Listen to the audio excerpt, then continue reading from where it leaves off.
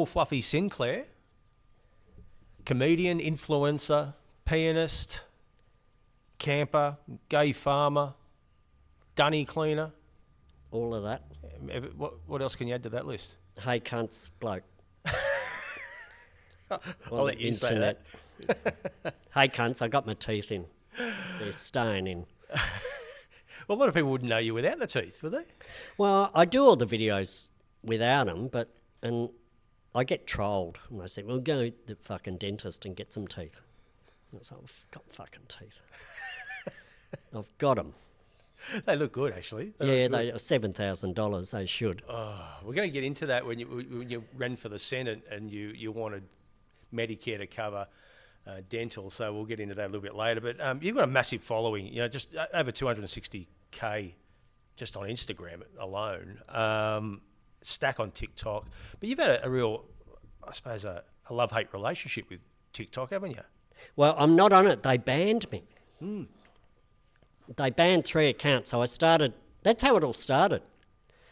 Back in 2022, when I had to get my teeth out from a health scare. And that was how I started. I was on the TikTok thing. And I said, hey, cunts. Talked about the random sunflowers in the garden and your fucking things, and finished with, no, cunts, love you. And that was the first video, the sunflower video. Went through the fucking roof. And getting the teeth out it wasn't a one, I had 4 procedures over 6 months. Yeah. And it was when the front 2 teeth were coming out, those 2 front ones. And I thought, I'm going to the dentist to get them out. So when I come back from the dentist, that's your identity. Like, I had braces as a kid. Yeah. And it cost a lot of money. And when I had to get them all out, health scared, there was I had no choice. I had to come out. Yeah. And the whole social media thing started with the teeth coming out. People say, how did it start? Or how did you start this thing? It's like, well, unscripted. You couldn't make this story up. Yeah. Totally unscripted. You couldn't sit down and write, I'm going to fucking get my teeth out. And I do apologise for swearing to those who don't like it. Well, they can fucking scroll on. But that's you, isn't it? That's what's what's made you. And it has. And then, so the TikTok thing, and it went up to like nearly 300,000. And I used to go live. So when you go live on TikTok, and I was only new, was early 50s then, mid 50s. Yeah. And when you went live, all these people watching you, there used to be like 30,000, 35,000 followers in a live. And then when they tap the screen, this is new to me, when they tap the screen like they like you and they give you a trucker cap or a dirty Sanchez moustache or something, and then all these taps on the screen, it's all the love hearts are going through the thing. And I didn't realise that at the end of the first live, there's like $1,200 in my account. It's like, get this, and you can only go live for an hour. This is back then. I don't know what you can do now. I'm off that fucking app. I've deleted it. And so I thought, shit, there's all this money in my account, and I'd given them none of my bank account details, no PayPal details, nothing. So I went into it, and I looked at all the rules. And with TikTok, you can pull out $200 a day maximum, or over 5 days, $200 maximum, and then you have to wait till next week to pull out another $200. So I hooked up the PayPal thing, and I did the $200, and that came through. And then the next day, I tried to do another $200, and it said, "Oh no, the spinning wheel thing. Oh no, we're thinking about. Oh, you've gone beyond your limit." It's like, no, I fucking haven't. I can pull out $200 a day for 5 days a week, and then wait till next week. And there's like $1,200 in there after one live. And then I'm getting all these messages from TikTok saying, oh, you're in the top 2% of our followers, not followers, influencers, whatever. Yep. We want you to go more live. So I'd do more lives. So I'd do it live in a couple of days' time for another hour, and there's like $800 come in. And I'm trying to pull out another $200. No. And I tried 200. No, not doing it. Spinning wheel, 180. No.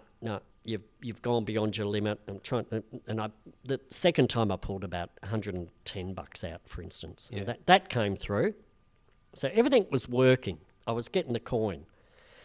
And then the next day I tried to pull out another 200. No. And I managed to, I was dropping the levels down and I pulled out about $47 or something. And I was doing more lives and it got up to like nearly $8,000 in this account. And I'm trying to pull money out, the $200, and I tried to reduce it. No, spinning wheel. No, you're gone beyond your limit. And I thought, went into the rules again. And you fucking think, and then it was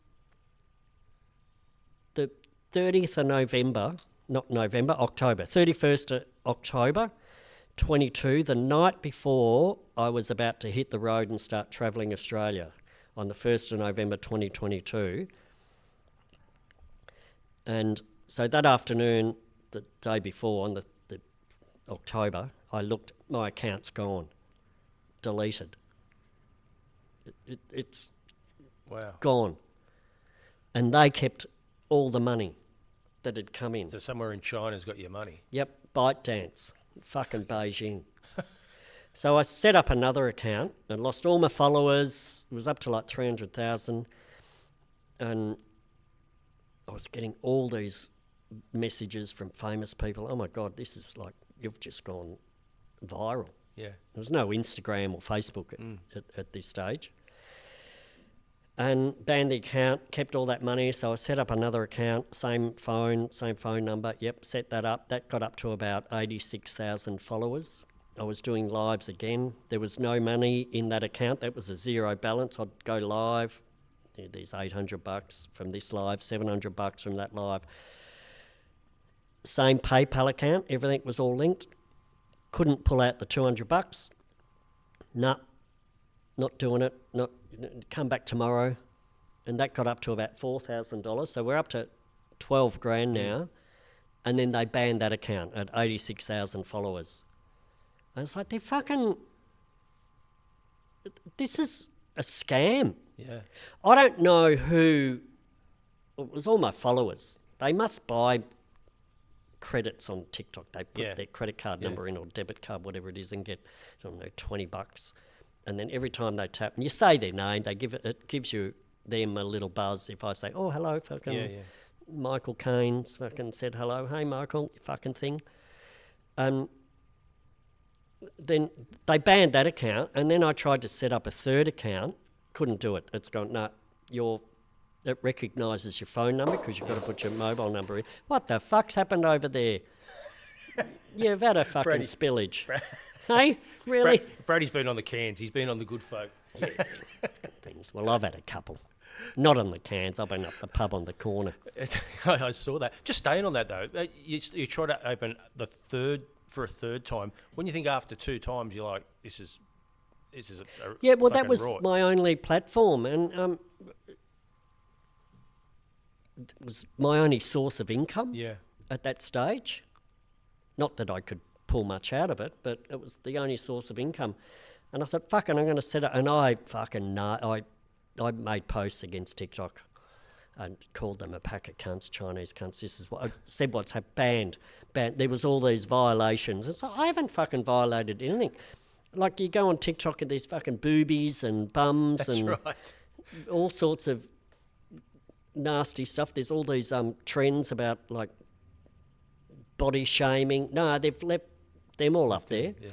So jumping today, I'm not on TikTok. I haven't been on TikTok since early 23. That was when I couldn't do the third account. Yeah.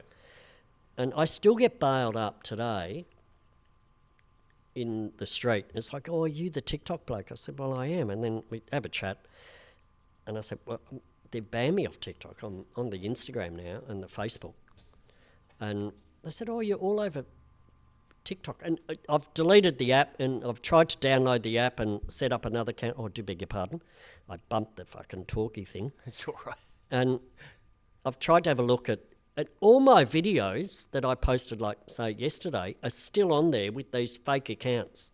And I get messages through Instagram from other followers. Oh, we're getting all these messages from Paul dot Fluffy. So they've stolen your identity and they're using it for... So all my videos were getting banned, and they banned my account, but all these other cunts can fucking copy my videos that I post off Insta and put them on some dodgy accounts. I don't know why.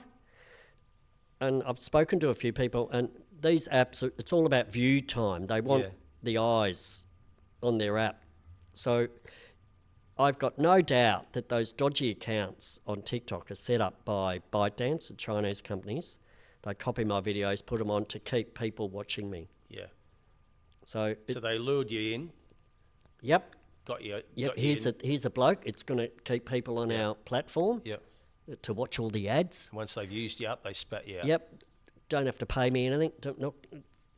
You post when you're happy. You post when you're sad. You post when you're 3 parts pissed. Yep. Is it? I suppose it's any time's a good time to post for you, is it? It is. I make it. Here's another thing, Cainey, and you're in media, but I don't know if you know this, but I'm going to fucking tell you.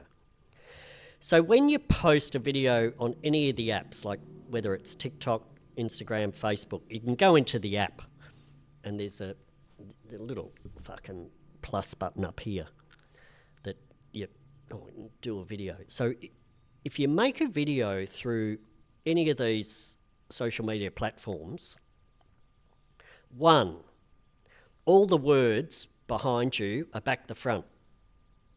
They're a mirror. Mm-hmm. So you can't fucking read them. Yeah. And I used to do videos in front of signs and buildings and things, and I'd go in there. I was like, no, I don't fucking want that mirror fucking thing. And when I went live, everything was mirrored. Yeah. I don't do that anymore. So what I do now when I make a video, whatever I'm feeling, happy, sad, down, pissed, whatever, having a great time, I make a video on my camera, on my phone, and it goes into my camera reel.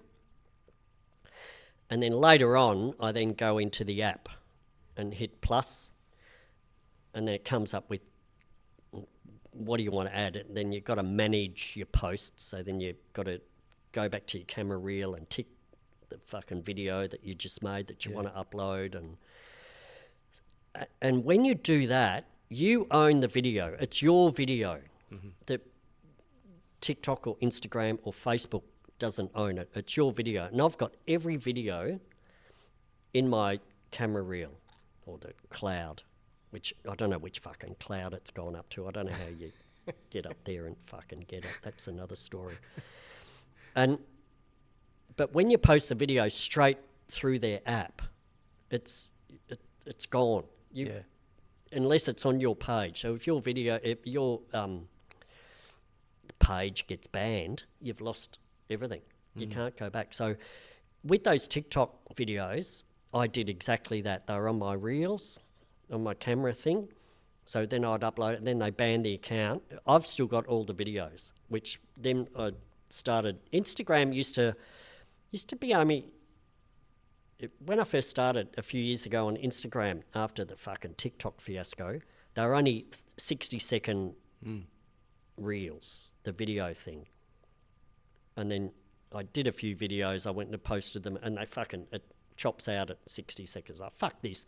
Then they changed the rules or the law, whatever it was, and they upped them to 3 minutes. And I still think Insta is 3 minutes. Yeah.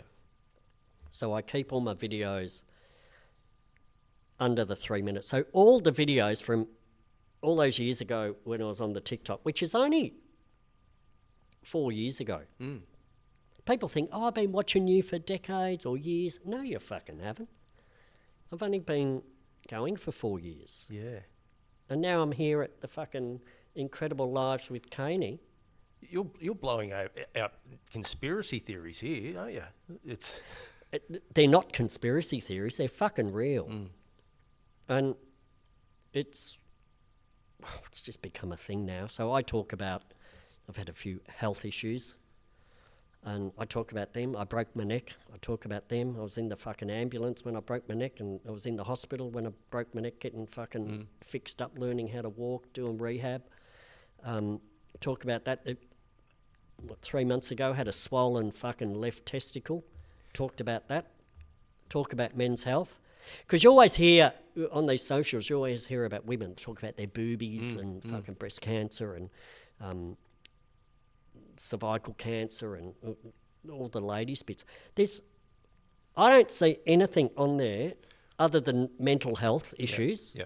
There's nothing about men's physical thing. Mate, I had a swollen testicle. This would be about 6 months ago, and it frightened the shit out of me. Because the first thing you think is cancer. You think, shit, Yep. And, oh my God, thank God it wasn't.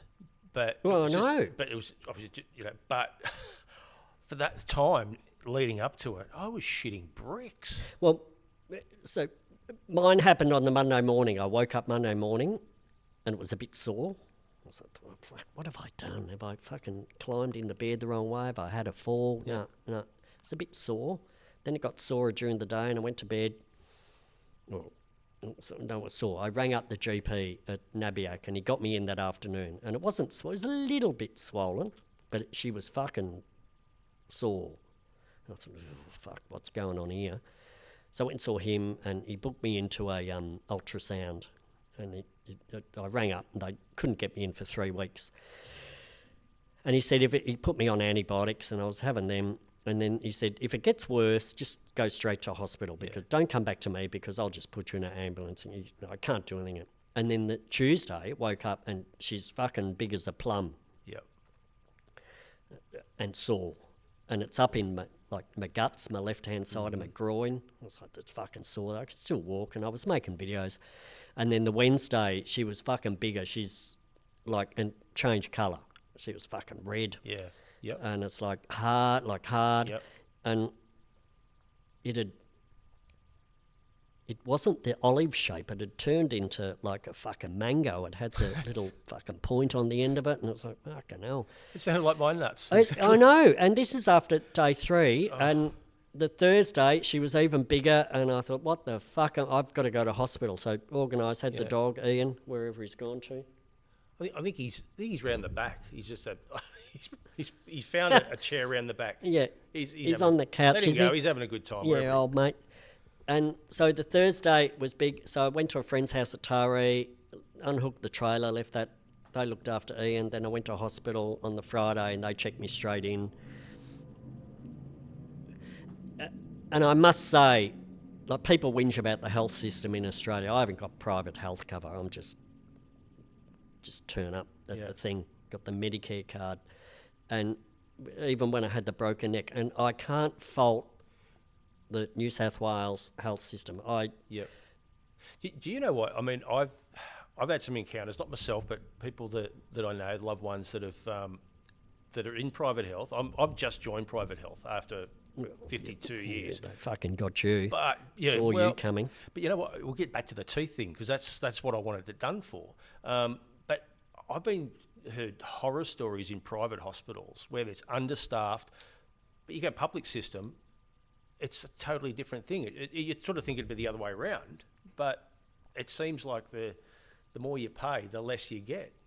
Yep, and I was in private health years ago when I was in the police force. Used to pay fucking heaps. Can't remember how much, but it was fucking heaps. And I had dental and ancillary. So dental and ancillary, which is glasses or chiropractic or fucking massages, whatever. It seemed like every 3 months you'd get a letter in the mail. This is before emails. This is the old snail mail. There's, we're putting your, what is it, premium up. Yep. Fucking another $30 a month. But everything's getting reduced. I was like, fuck this. So I just stopped it. And I can't fault the New South Wales health system. That's all I can talk about, because that's the only place I've had issues where I've had to go to hospital in New South Wales. And I'm sure it's national. Yeah. But they were fucking great. Fixed me up, swollen testicle. Yep. And Was it just an infection or something? yeah, it was a serious infection, long story. So I need to, I'm booked into the urologist at the end of July, a couple of months, to have another ultrasound. And I've got to have, I'm 57 years old, so my prostate's swollen up.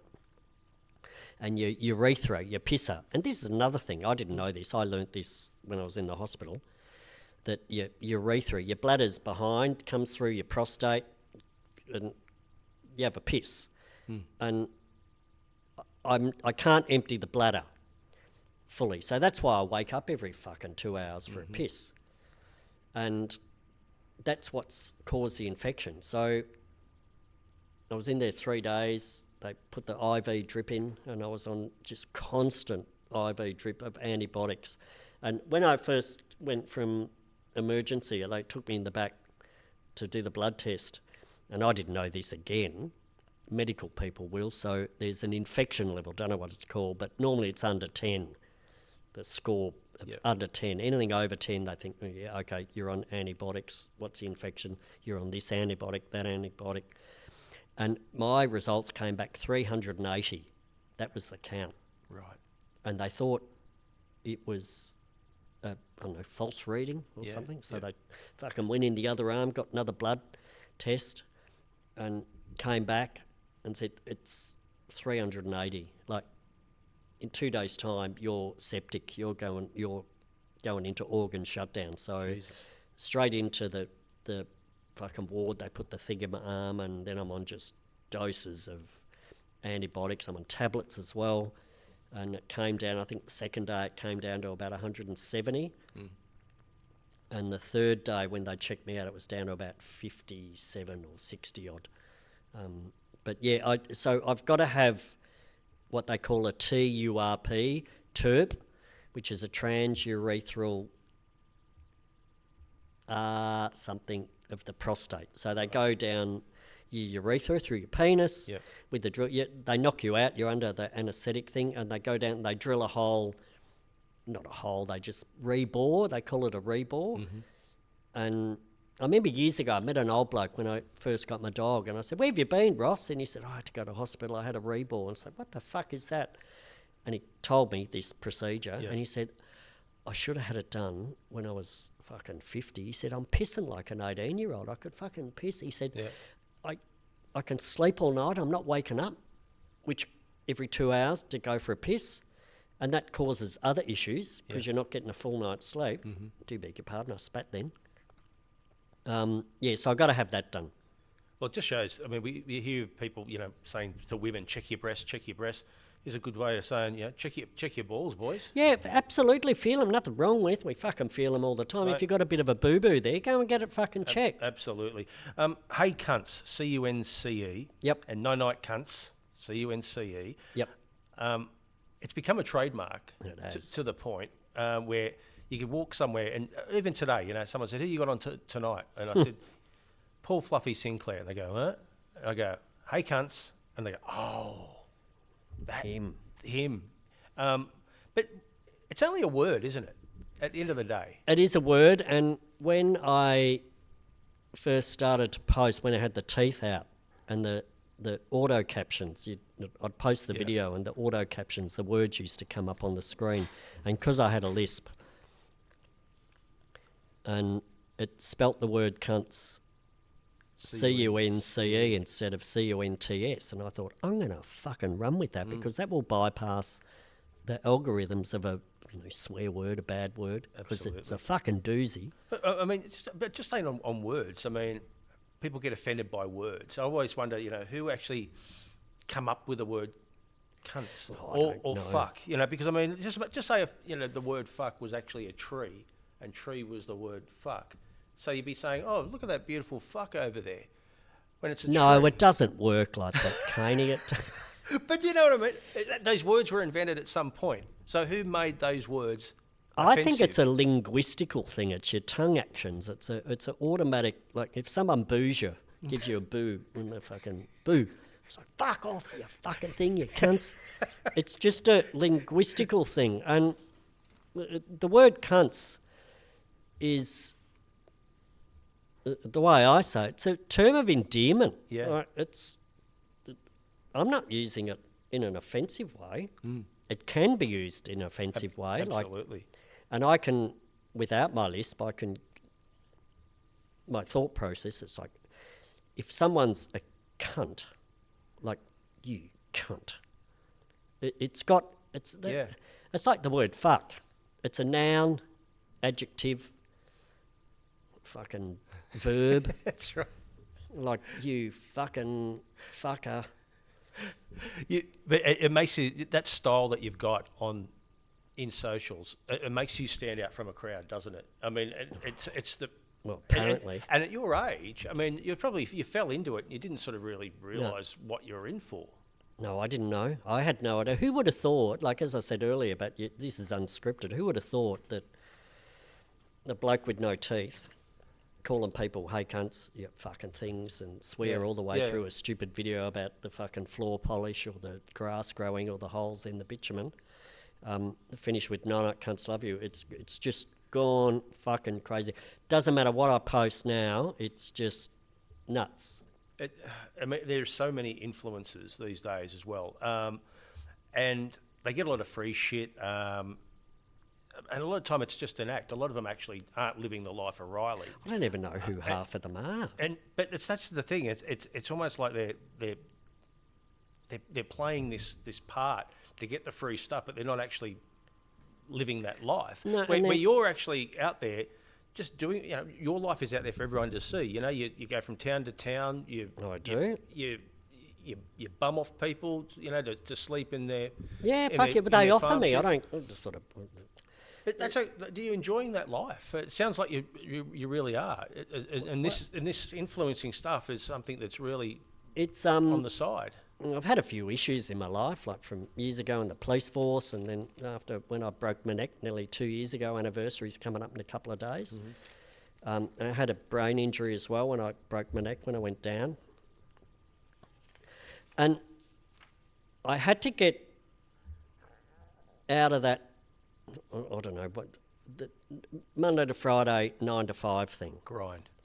And I was living it, and I'd get a pay rise, and then everything else would go up. And it's like, I was on serious money, and it's like I've still got fucking none left. Yeah. The mortgage to pay, the power bills. It was me living on my own with the whippets, and the quarterly power bill was like $600, $700. It's like, for fuck's sake, I'm not home during the day. I had no heating, other than, well, it did, but I never used it. I had a fire thing, you put the wood in. And I said, and there's no fucking money left. And the bills kept, cost of living, as we talk about today. And it's like, this is fucking dumb. I lived in Sydney for 5 years, and I said to somebody once, I went back to work, I had a couple of days off, went back to work, and I said to the workmate, can you walk out the door in Sydney and not have to fucking pay money? Oh, if you live in Sydney, you wake up not dead, and it costs you fucking $300 straight out. That's right. Politics. You ever gone too political on any posts, or do you stay away? Yeah, I did. Dave Hughes is really going to town on Elbow at the moment. Yeah, well, no, I stick clear of politics now. A couple of years ago, just before the election, I became very fed up with politics. I enjoy watching politics, have all my life. I grew up in a farm down at Ocean Grove in Victoria on the coast, so very liberal, blue, like business owners. We had no fucking money. We had 2 farms. We had a lot of land. We grew potatoes. We had dairy cattle. And all we did was fucking work. Lived on debt back then. Parents then had we still had the farm in the family.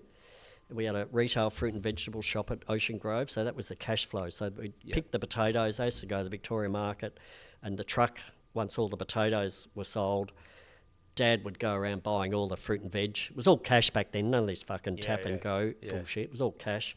Remember the big leather aprons? I'll fucking con the fruiter, all the money, big fucking water notes would come out. They were only probably $1 and $2 notes back then. But it looked impressive. And so we had no money, and so grew up in a Liberal family, and I certainly haven't voted Liberal all my life. Most of the times I probably have. I never voted Labor. I probably voted Nationals a couple of times. I voted once, I remember the Democrats. I don't think they're around anymore. That was a fucking waste. And as I got older, and I said, the fucking bullshit. I hate when people are unaccountable. Like, if you're in business and you fuck up, you get called into the boss's fucking red chair, sit in the red chair, and you get chastised, you're in the trouble. Or if you're in a company and you fuck up, you've got your shareholders to issue to answer to.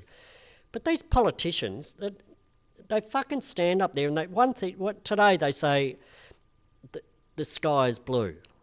And then tomorrow they say, oh, the sky is red. I was like, no, it's not. It's fucking blue. You said it yesterday. Oh, no, I didn't. But you fucking did. Here's the yesterday's thing. And that's just a random sort of thing I've used. But they fucking lie, and then... Well, you look at the budget. I mean, what they did there, just totally changed our position. Yeah. Fuck off, you lying cunts. And even the Speaker of the House in the lower house, Milton Dick, the Speaker, he said he stopped the opposition using the word lie. It's like, it's just fucked.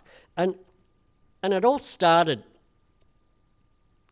3 years ago. So I became well known on the socials, and I'm an ex-policeman, and I did a few posts about being a copper and stuff.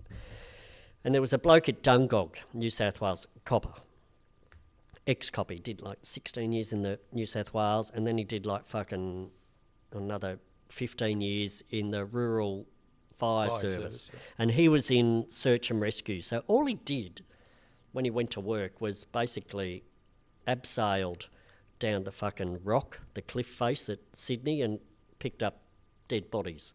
We'd go to waterfalls or rivers, there's a drowning, and all he did was recover dead bodies. And anyway, he fell in a hole. He's got a wife, he's got two young daughters back then, like fucking 13 and 15, who grew up with their dad, who's a hero, and then he just lost it. Yeah. And anyway, there was a group of coppers. They started this walk. I don't know if you've done this history with was me. Was it for first responders? First responders. Yep. It was the Heart to Heart walk. I was on his podcast back in 2023, and he's on the couch at home, like, couldn't look after himself, soiling himself, just... the house was raided because he had firearms licence, and because he went off on mental health issues, they come and raided the fucking house and took his guns off him in front of the kids and the family. Yeah. And they started, he got him with a group of other coppers, and they started this heart-to-heart walk. And back in 2019, there was a Senate inquiry, and it was it was set up by a senator from Tasmania, Labor Party, Anne Urquhart, and it was into first responder, suicides, early deaths and everything. And there was a Senate inquiry, cost fucking millions. And at the end of that Senate inquiry, they came up with 14 recommendations. We could do this, and we could do this. Yeah. We need to address this issue. And it was a big fucking thick report like this. And it just got shelved. And do you know what? To this date, where are we in 2026 now? Like 2019, that inquiry was done. Yeah. Not one of those 14 recommendations has been implemented or even discussed. Yeah. And so the heart-to-heart walk, what they were doing... and it all happened from COVID. One of the blokes another bloke with issues, he got flicked from New South Wales Police up to the Northern Territory to coordinate the COVID response. And he ended up near Finke in the Northern Territory, which is the geographical heart of Australia. I don't know how they fucking do it, but that's just Right in the middle, the law. yeah. Right in the middle. Well, it's not in the middle, Yeah. but it's there. They've called it the geographical heart of Australia. And they've got a little miniature flagpole, like, that's on Parliament House, a little fucking thing like this. And so this whole idea of the heart-to-heart walk was all these broken first responders, coppers, ambulance, fire people. There was wives, their families. Yeah. Had got to deal with old mates coming home. All he's done is pick up dead So a bodies. lot of people don't think of the the families. kids. But, Dad's coming home, their hero, and he's fucking broken down on the couch, just sobbing, like all of that. So they did this heart-to-heart walk, heart of Australia, down to the heart of the political establishment in Canberra. And they had these 14 recommendations from Senator Urquhart's inquiry, and they had them wrapped up, and they had a little baton that they put them in, like a little thing. It was made up of all the different timbers of all the different states in Australia. Very organised. There was current serving members that were part of it. So they had to do everything like properly, above board. They had a media person that was doing all the emails. They contacted every member of parliament, lower house, upper house, that we're doing this walk thing, all the media companies, Channel 9, 10, ABC, da-da-da. And I went on his podcast before they started on the 1st of July 23. That was when they were all going to think. And I had comedy shows going on. I said, Matt, I can't fucking hook up. I'm going to hook up with you in New South Wales, somewhere, not sure where. I hooked up with them at Urana, just shy of Wagga Wagga, New South Wales. And it was the last 2.5 weeks before we were walking. So it was over 90 days. They walked 2,700 kilometres from Fink to Canberra over 90 days. They did traffic management plans. They had fucking vehicles, like, with lights, and they had to do all this. And they walked all the way, and I met them at Urana. I'd only met Matt, and then I met all these other people. There was probably 7 of them that did the whole thing. Yeah. But there was a lot of others that joined in for like 5 days or 7 days, and we do 40 kilometres a day basically. And I hooked up with them at Urana, and all the local community came out. There was all the CFA or the New South Wales fire people. The mayor came out, and we're at the little caravan park there, and they had a little dinner. And there was probably 60, 70 odd people there at Urana. And I was there, and they did the talk. They got up and did the talk thing, and we had a dinner. And the mayor of Urana, or Wagga, can't remember exactly which one he was from, he heard my voice and he said, "It's fucking the Hey Cunts bloke. What are you doing here?" And he called me up on the stage in front of everyone to I was like, oh, fucking. And I got up and I broke down, lost it. Yeah. And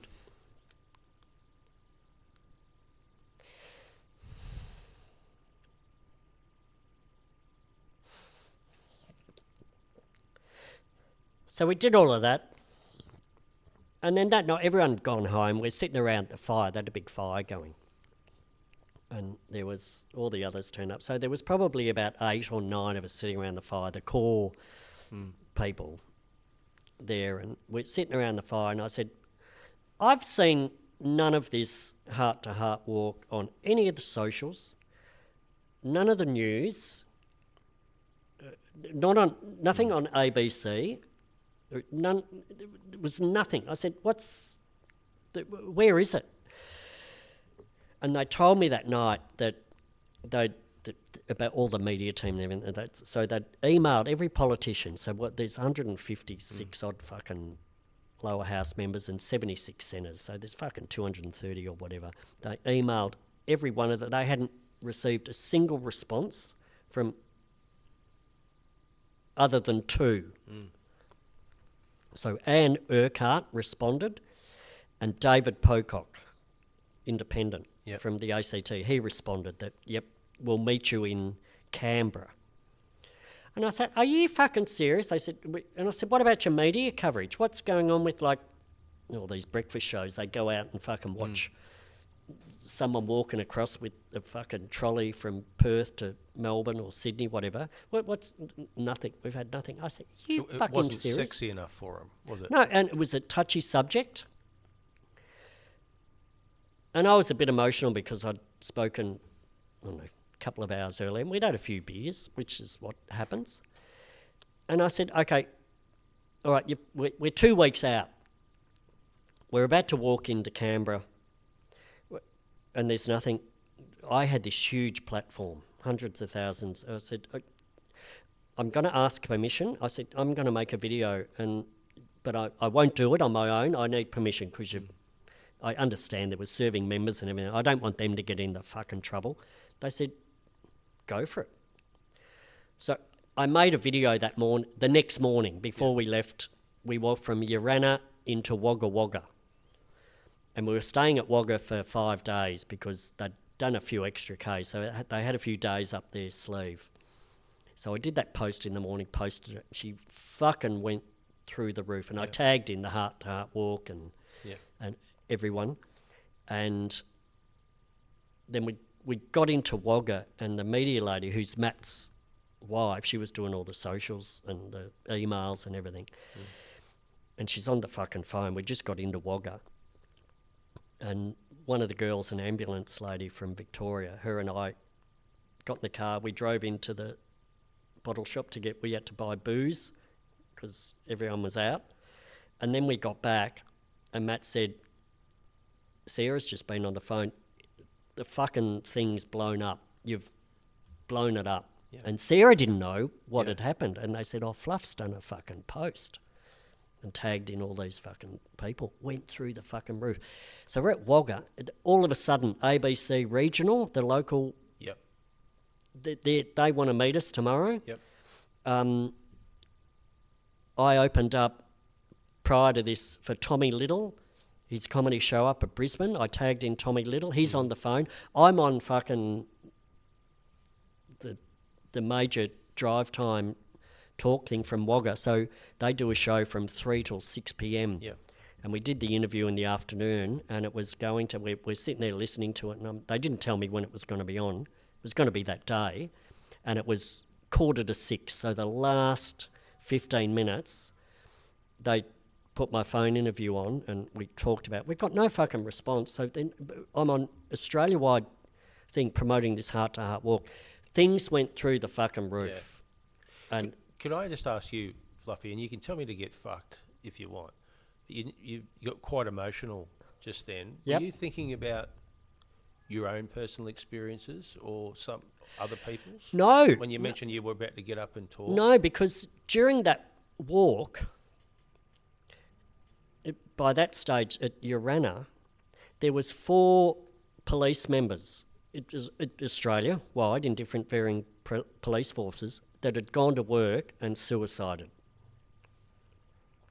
So here we are doing this walk, raising these 14 recommendations to prevent suicide, and we need in first responders. This is just the police. These 4 suicides. And there was nothing from Canberra, our federal politicians. There was nothing from the media. And I thought, this is absolutely fucked. These are the people that can do something. They've done this inquiry, which would cost fucking millions. But staying with those Senate inquiries, most of the time, it's almost like that looks like we're doing something, but nothing ever really happens. Nothing happens. It's exactly the same with ICACs. You know, fucking ICAC and all this. No one hardly gets arrested. That's why I said earlier, if you're in the private sector and you fuck up, you've got to pay for it. You get fucking sued, or you lose your job, or the shareholders are onto you. Your fucking share price goes down. But government and policy and the public service, no one's accountable. No one gives a fuck. So did this was that the catalyst to you wanting to run for the New South Wales Senate? Yeah, so we walked into Canberra on the 28th of September in 23. And we walked into Canberra. And that morning, we were invited to Government House, Yarralumla, to have breakfast with the Governor-General, our temp. And we were actually camping on the property, Yarralumla, where the fucking equestrian centre is. We're camping there because one of the guys on the walk, he was a Federal Police senior sergeant. He was the Governor-General's bodyguard, call it, like he was always with the Governor-General, Sir David Hurley at that stage. And he made aware to the Governor-General that this heart-to-heart walk. He said, yeah, come and fucking set your camp up. So we're there. So we got invited to the Governor-General's thing. We had breakfast. And we got called up. And I didn't know any of this was happening. And I didn't fucking bring it with me. But we got presented with a little bravery medal. Well, it's not a medal. It was a $5 coin that was minted especially to raise, for first responders, to raise awareness by one of the blokes that funded the whole thing. He had minted these. So we got presented. And here I am at the fucking governor after, 2 weeks prior, when I hooked up with these blokes and fucking broke down. Here we are at the Governor-General's house. Still had no politician at this stage. We had media on board finally. Yeah. And here we are at the Governor-General's getting presented, gave fucking Lady Hurley, she gave me a cuddle and a kiss, and we're all standing, and then we went walking into Canberra the final day, and we went to the memorial thing around Lake Burley Griffin, and then as we walked past the police memorial, because the next day was National Police Remembrance Day, all the coppers that have been killed on duty. That was the next day. And then we walked to Canberra, and all these there was federal police, there was probably 300, there was pipers, like the bagpipers. There was like veterans, and they formed a guard of honour. And it's one of my videos on there. There was camera people filming it, and I got a copy of it. And there was a guard of honour before we walked to Canberra, and then we're on the lawn in front of Canberra Parliament House, and then we handed this baton to Senator Anne Urquhart. David Pocock was there. Still no response from any of the other 200 and odd fucking politicians. There was a couple of responses. Oh, no, we're on leave. We're not sitting. It's like, well, you should be fucking interested, but they were, oh, no, we're not sitting, so we're not interested.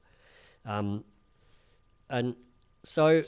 So was that the real reason? It was you needed to get something done. Yeah, it was. And I was doing a comedy show at Newcastle here, and all these people that were on the walk, they came up to the show in January, in 24.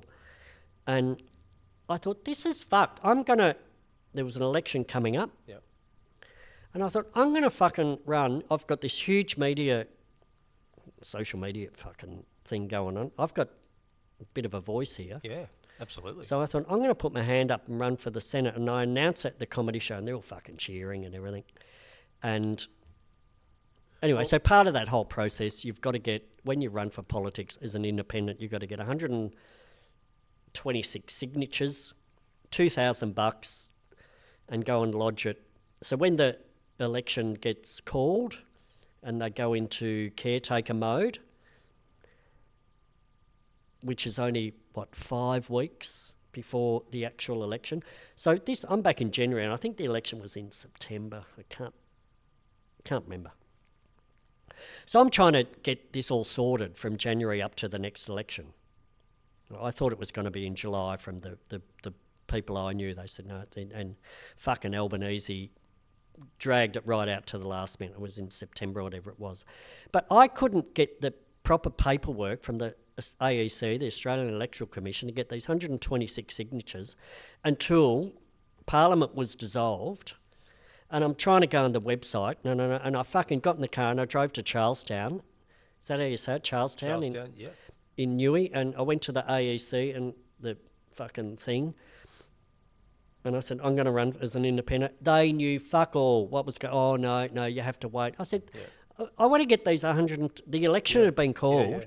And I said, I can't find anything for the paperwork. No, they didn't know anything. The returning officer came to the front counter. No, you're just going to have to wait and see. And I said, here's my fucking number. When this goes like, you got it. I'm on social media and I showed him a fucking thing. And then it wasn't a couple of hours later. I got back home and he's on the phone. Oh, it's just all gone. You can download the fucking PDF form and everything, which I did. Got my signatures. And then I went back to lodge the forms, whenever it was, within the required fucking 2 weeks before the election. And you had to fill out a declaration thing on lodging, and I had 126 signatures. I had my $2,000 cash, and was going through all the paper. What do you do for employment? And I said, unemployed. I'm on a pension because I broke my neck back in June, and I'm on a disability support pension because I'm still recovering. Oh, have you read the Constitution? I said, well, a bit of it. I've got a copy of it. And he said, do you know subsection 44? And I said, I do, a little bit. And he said, under subsection 4 or section 44, subsection 4, if you're on any benefits from state or federal government receiving like monies, so like a pension, you're ineligible to run or to be chosen as a member of the Senate or the House of Representatives. So they wouldn't take my... So here I was, all of this, I'm going to run for politics, Senate, and I'm we're going to vote. And I went to lodge my form. Now, because I'm on a pension... They wouldn't let you in. Under the Constitution. And you know what, if you got into the Senate, this is what you'd look like. What have you done? Look at me, Imagine I'm in you pink. getting up in the Senate. What would be the first thing you'd say? Hey, cunts. I would have been sanctioned straight away. Look at me. Look quite good. Yeah, what's the badge? What am I wearing? Look, that's ask AI for that. Look at me. But this is the thing that I was fucking gutted, absolutely I bet you were. gutted, because I don't know, campaigned through my socials, but because I'm on a fucking pension. And this is what really pisses me off. These cunts fucking, not me, but the ones at the back stand up at their press con. Oh, anyone can put their hand up and run for politics. There was one the other day I just saw in WA. Oh, anyone can stand up and run for politics. No, you fucking can't. So anyone who's on a disability support or disability pension, you're out under the Constitution. Anyone who's unemployed on Centrelink, or Services Australia, they're out. They can't do it. Anyone who's on an old age pension, no. Now, how many people? Three of those categories. That takes out a lot of people, doesn't millions. it? Yeah. And these cunts, why? And then, so I know a politician, a Liberal politician in Victoria, I'm not going to say their name, and it's a female, and she said, how's you? And she said, make sure you're enrolled to vote in New South Wales, which I was. And I said, I got knocked back at the electoral office under the section 44. And I said, there's all these disability people. And there's people in wheelchairs, there's blind, there's fucking Ali France, whatever her name is, who fucking, from Queensland, that fucking knocked off Dutton. She's on a fucking disability NDIS. She's on the fucking, she's got an NDIS package. How the fuck can she, that's money coming from, it's fucked. And I do beg your pardon, but I got fucking steam trying to get out my ears out of this fucking cans. Like, it's... Well, I tell you, with the social media presence that you've got, you would have racked up some votes, you know?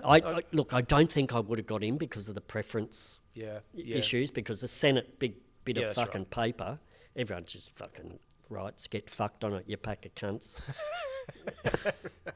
I don't. I fill out every line, every box under the line. But we're changing tact a bit here. Whippets. Yep. Where is he? Ian's out the back somewhere. I think he's Yeah, he's happy. He's just happy. He's He's on happy. the fucking chaise lounge. Why do you love whippets? Well, because they don't fucking bark. I got my first whippet back in 2009, little Versace, who's Ian's mum. And I've never had a dog before. She's my first dog. Because you had one Versace and Armani too, didn't you? Yeah, and Versace was 2. And I got wind of this bloke had a black whippet that he wanted to get rid of. He didn't want it. And it's like, no, fucking go in. I went and knocked on his door, got it. He showed me where it was, in a fucking garage in the dark. It was horrible. So I give him, I want it. And if he and Versace don't hook up, well, I'll rehome him.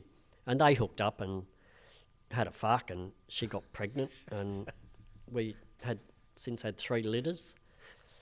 And there was... Here's a question. Your current one, Ian. Yep. Why Ian? The other ones, you know. I didn't name Ian. Okay. So he was from the 3rd litter. The Versace had 3 litters. So it was back in, 11, what is nearly 12 in November. So I think 14. Yep. 2014 he was born. And he went to people as a pup. And this bloke always wanted a brindle whippet, and he was going to call him Ian. And he ticked all the boxes that I had. I just got home from work, and here's the three This is cheeky whippets. something that went viral with your What have you whippets. been Was. doing? Come up and show me. Up here. Come on. Quick. There's You too, Versace, the Kathy. white one. Goodness me. That's Look her at all sister. The this mess. black and white one is Coco. I was house sitting. Hey. There's Armani. What have you been doing? Well, I've been at work earning money to buy you treats. Cunts. Hey, look what you've done to my bed. Fucking look at that. Hey. Look what you've done. I'd been at work. Hey. I got Whereabouts was this? Mansfield goodness in me, central that's a mess. Victoria, Yep. the high country. Hey. Little townhouse. Isn't it? Look at this. Where's the doona gone? It's all gone. Look. You've gone all the way down to the Springs to China. So I'd only had Armani for about Armani. maybe 2 weeks. Versace. And the black Where are you? Coco? Coco was Oh, Versace's goodness sister, and me. I was house sitting her Look at this. for a week or so while Lovely the time. owners were away. And I went to work, Everything's and all they were all happy. gone. The back door was open, 2-story townhouse, Yeah. bedrooms upstairs Like with a bathroom. Downstairs was all open, tiled floor, Cheeky couch, little dining whippets. room, little kitchen, bathroom, everything. The back door was open to a little courtyard, so they could go in and out, and everything was fine. Yeah. And I got home to this. And that's 4.5 million views. It went viral. It did. Um, So that happened in 2009, but I lost the video. but it was released in 2014, so it was Yep. a few years later. I But that found went- Everyone wanted to talk about this. They did. You're on Sunrise. Yeah, and- Sunrise. They came up to Mansfield and filmed me in the morning with the whippets. Being a comedian, did that sneak up on you by surprise? No, I've always was the class clown. Teachers used to write on the report card back then in the days. He needs to fucking pay attention, stop being the class clown. He won't get anywhere in life being the class clown. Well, fucking have a look, cunts. Yeah, you have. Took a little while. Yeah, no, I always sort of made humour of things. I've got to do a wee. Can we have a break and I've got to do a wee? We'll have a break and come back. Let's do that. We'll go I to- do beg your we'll- pardon. It's my fucking prostate. We'll go to a commercial break. Yeah, let's do it. No, I can't see in a bit. Fucking things. At Elk Architecture, we don't just design buildings, we shape the spaces where life happens. From concept to construction, our award-winning architects bring our vision to life with precision, passion, and purpose. Whether it's your dream home or your next big commercial project, trust Elk Architecture to build what matters most. Elk Architecture, designed for life, built for the future. What if your home could sell for more without a full renovation? From simple refreshers to complete pre-sale transformations, we help unlock your home's true value. At Mitchell & Beasley, we specialise in property styling and cosmetic upgrades to make your home stand out. Mitchell & Beasley, where presentation meets results.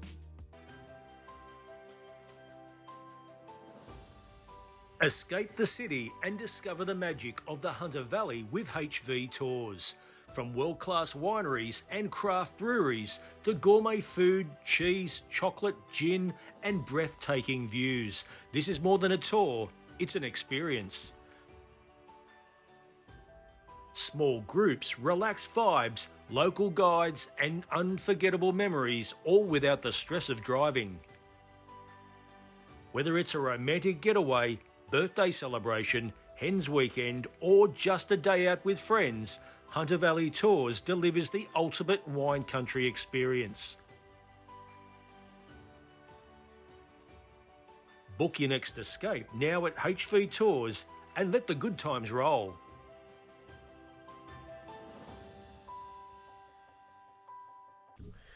Where were we? You're a comedian. Let's sneak up on you. You mentioned that you're a bit of a smart ass in class, but do you feel that what you're doing with, being an influencer, it's sort of now, it pushed you in that sort of direction a little bit in a way?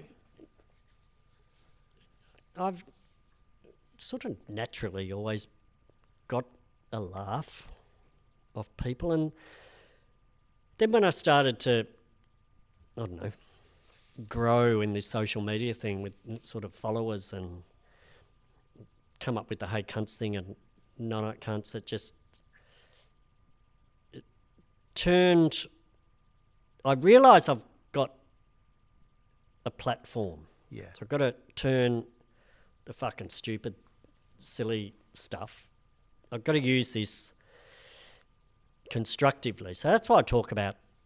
I can only talk about what I've been up to, my I don't know, physical battles and mental battles. I can't talk about anyone else's because I haven't lived them. So I just say that. And sometimes they're funny. Sometimes I fucking break down.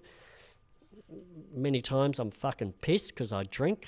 That might be a fucking issue. I've stopped drinking midweek, But I went off the rails last week when that State of Origin was on. I got invited. Oh, yeah. I went watch that. And then it got given a fucking... Well, when you get invited to breweries, it that doesn't was end on a well. weekend. I know. But Tommy Little, he was pretty much the first one that got you up on stage, Yeah, wasn't he it? was. I think we got a bit of vision of that as well.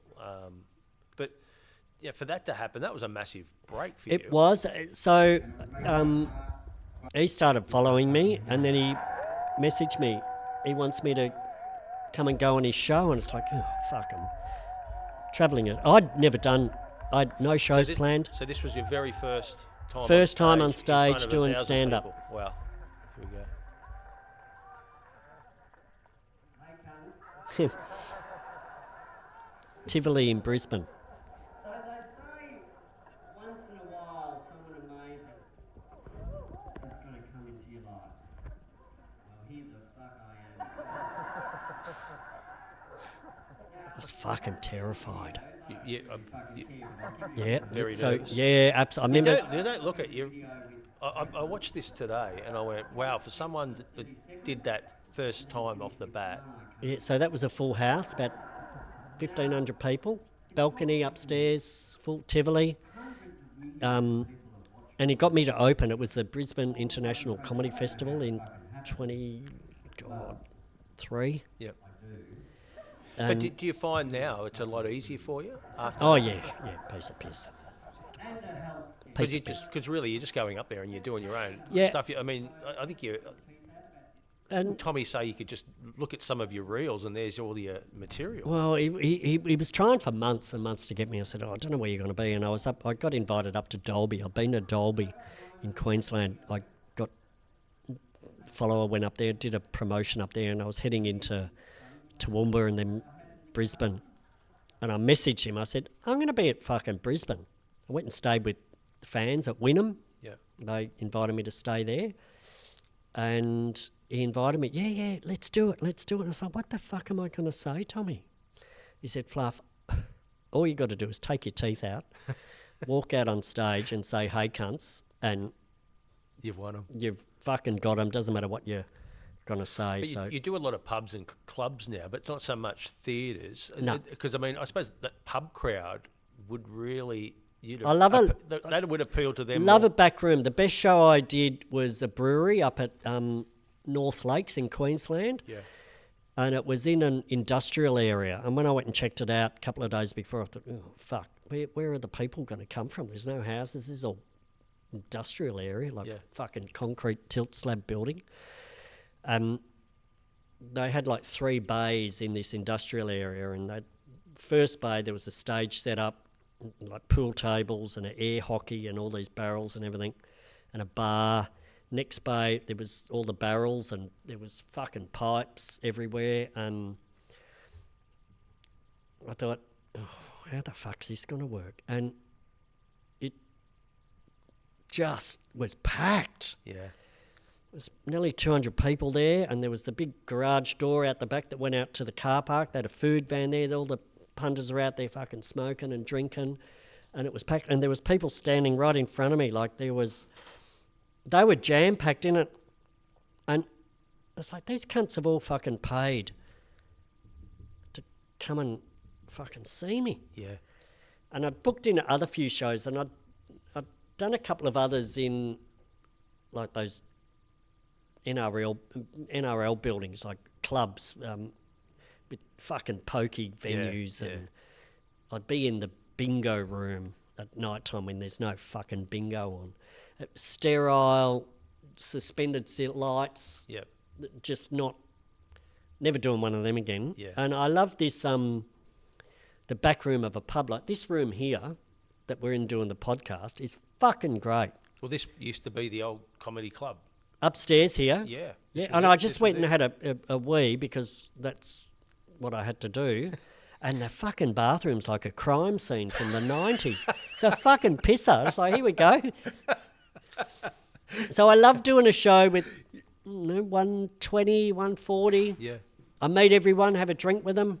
Well, we were just speaking to the fellow who owns the comedy club, and he wants you to come and perform I know. at the new one down the road, down at the Barracks Hotel. Yep. So you're always invited whenever you come back to Newcastle. Oh, I know. And it's a spin out wearing these shoes, getting fucking invited to all these places. You're a massive Barry Humphries fan, aren't you? Very much.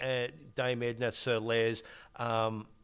It's I suppose that you do something that Barry used to do is when you go to when you have a gig coming up, you go to the town, get a feel for the town. Yep. And incorporate it into an act, which You is have to. Got to learn so the important. suburbs, Talking the lingo. learn where the wealthy people live, learn where the fucking working class live, what people drive. They've Yeah. got a fucking Range Rover or a little fucking Corolla, like all of that. And yeah, and just learn the local, what's going on. And you don't know how it's going to be worked into the show. And do a bit of interaction, bit of Q&A with the crowd. And they fucking love it. And I'm a little bit, I take the piss out of people. Barry Humphries always did, whatever character he was. Yeah. That's just, Have- he was brilliant. Yeah. I mean, did you get heckled much? Have you ever been heckled? Never been heckled. Well, that just shows how good you are. Is that people stop love you. it. People love you. But this is, I don't know whether anyone's ever mentioned this. Now, I sort of discovered you. It was on Instagram. All of a sudden, somehow you come up, hey cunts. Oh, it's interesting. Followed you. And I know you have comedian underneath your heading. Talking about Barry Humphries, and he did Dame Edna, Sir Les, these characters. I'm looking at it going, is this guy just acting? Is this just a big act? No, and Me? I know you're not, but to someone just going, oh, he's a comedian, people could look at it and go, is this guy really clever? He's just doing this, but he's totally not that person on the... But we all know you are. But have you ever thought that? What I always think about, if you can't take the piss out of yourself, you've got no entitlement to take the piss out of anyone else. Yeah. So if you can stand up there in front of 100, 200 people, 1,500 people, whatever, and take the piss out of yourself, and I can't tell a joke. I can't fucking remember them. Because that's the thing too. I mean, your comedy isn't about hitting a punchline, is it? It's No. not like, you know, I mean, and Dame Mender was the same. It was more story. just talking and being funny while they tell And the story. and a story, like a 3-minute story. And when I was on this show, when I went to rehearsals with Tommy Little up at the Tivoli in the afternoon when it was empty, there was no one there, and the floor manager, oh God, what was her name? Can't remember, doesn't matter. She said, basically, you've got 5 minutes on stage, keep your story to 3 minutes. Because if you are a comedian travelling the world on all these international comedy fests, Yeah. all you get is 3 to 5 minutes Yeah. on stage. So That's why some of them do about 4 or 5 gigs a night. Yeah. Yeah. Yep. So you got your little opening for 30 seconds, do your story for 3 minutes, and then finish and you're out. So that's a bit similar to my posts. I do a stupid little story for 3 minutes because that's what the reel does. Like this particular show up here came from the caravan park that I was at Dolby. Yeah. Like, I didn't know what the fuck. I'm at Wynnum at my mate's house, and I'm in the camper trailers set out the back, and I was fucking terrified. I remember we had lunch, and I was shaking. We had sandwiches or something, and I was just shaking. And I said, "You all right?" And I said, "Well, I'm a bit fucking nervous. I don't know what I had no idea what the fuck I was going to do until I got there, and I had all these stories. Didn't know." Yep. So when I was standing, before he called me, he's out there introducing me, and I'm standing back in the wings, and I had my fucking talkie stick, and I'm all mic'd up, and I'm just swaying like I've got a fucking tism. And I'm thinking, what the fuck?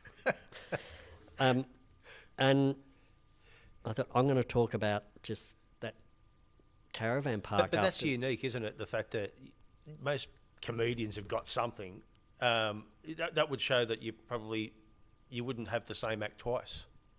No, well, I could tell that story again and again, and we'll never get old. Yeah. And then every time it was the story today at fucking Bulladila this morning before I came down. I'm having coffee there, got my newspaper, doing my puzzles, working on my brain injury, and a woman come and sit next to me, and I'm doing my puzzles, and then she's sitting there, and she's on the phone to someone, and she was on her way to someone's house somewhere that she was an executor to someone's will who passed away, and so she had to go and meet with the lawyers. And then I heard the conversation, so I've got my fucking puzzles in front of me, and I'm trying to do the puzzles now because my fucking ear's going out that way trying to listen to fucking, we'll call her Joan, next with the fucking executor. And she was on the phone to her mate going, I don't know why I got chosen to be the executor. We were never really mates. And I'm thinking, this is fucking material here.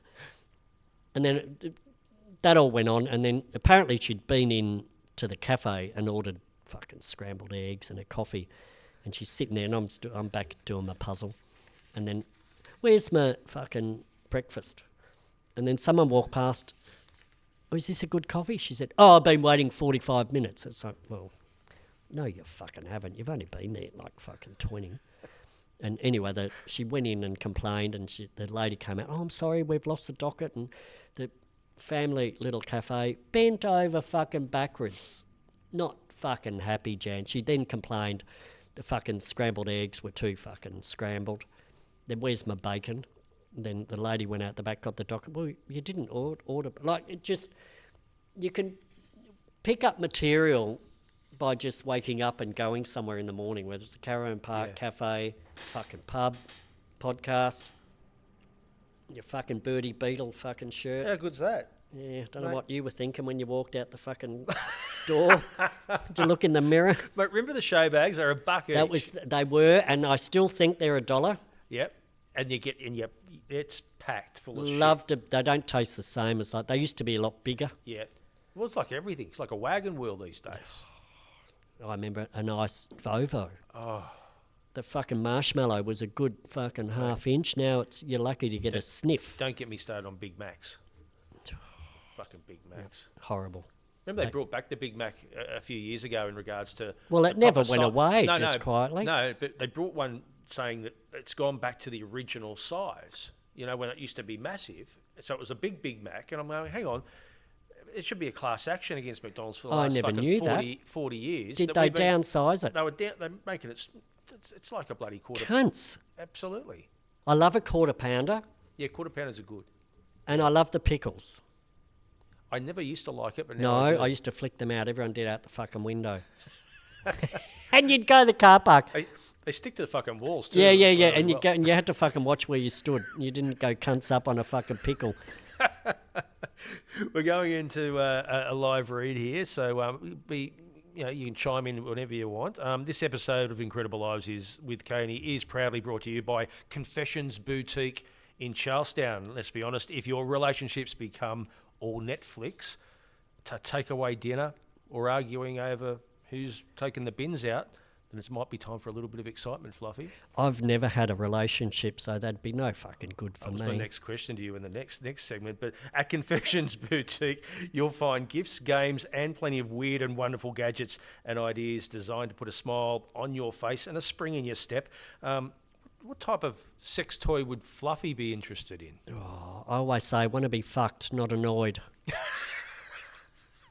Like, if I want to be annoyed, I've got fucking fingers.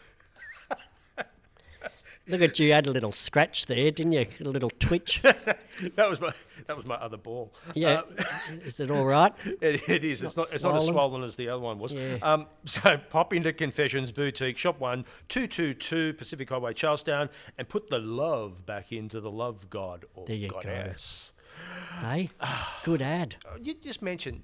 I was going to ask. You've never been in a relationship, a serious one, No, but you've been in relationships. I've been in relationships, only they don't last very long. I got issues from when I was in the police force 30 odd years ago. Yeah. And I don't sleep. I have fucking nightmares. Still had nightmares last night. From the police. Yeah. Yep. We're going to talk about that in a second. We'll just stay on the relationship sort of thing. You love your own company though, don't you? Very, very happy in my own company. I quite often see reels come up on my thing about, oh God, I can't go out on my own for dinner. I fucking love my own company. A little bit hard now because, like, for instance, that cafe this morning, Bulla Dealer, got bailed up by two people that knew me. Can we sit and join you for a coffee? Yeah. You got to do it. Yeah. Can we get a selfie? Fuck yeah, we'll do a selfie. I don't do videos on other people's phones, but can we get a video together? It's like, nah, their videos are mine, but I'm happy to do a selfie. Yeah. I'm very comfortable with my own company and my little dog or dogs. Would you be open to something down the track if you met someone? Yeah, absolutely. I think I'm ready. I said a couple of years ago, I think I'm ready for a relationship. They say, it's give and take sort of thing. And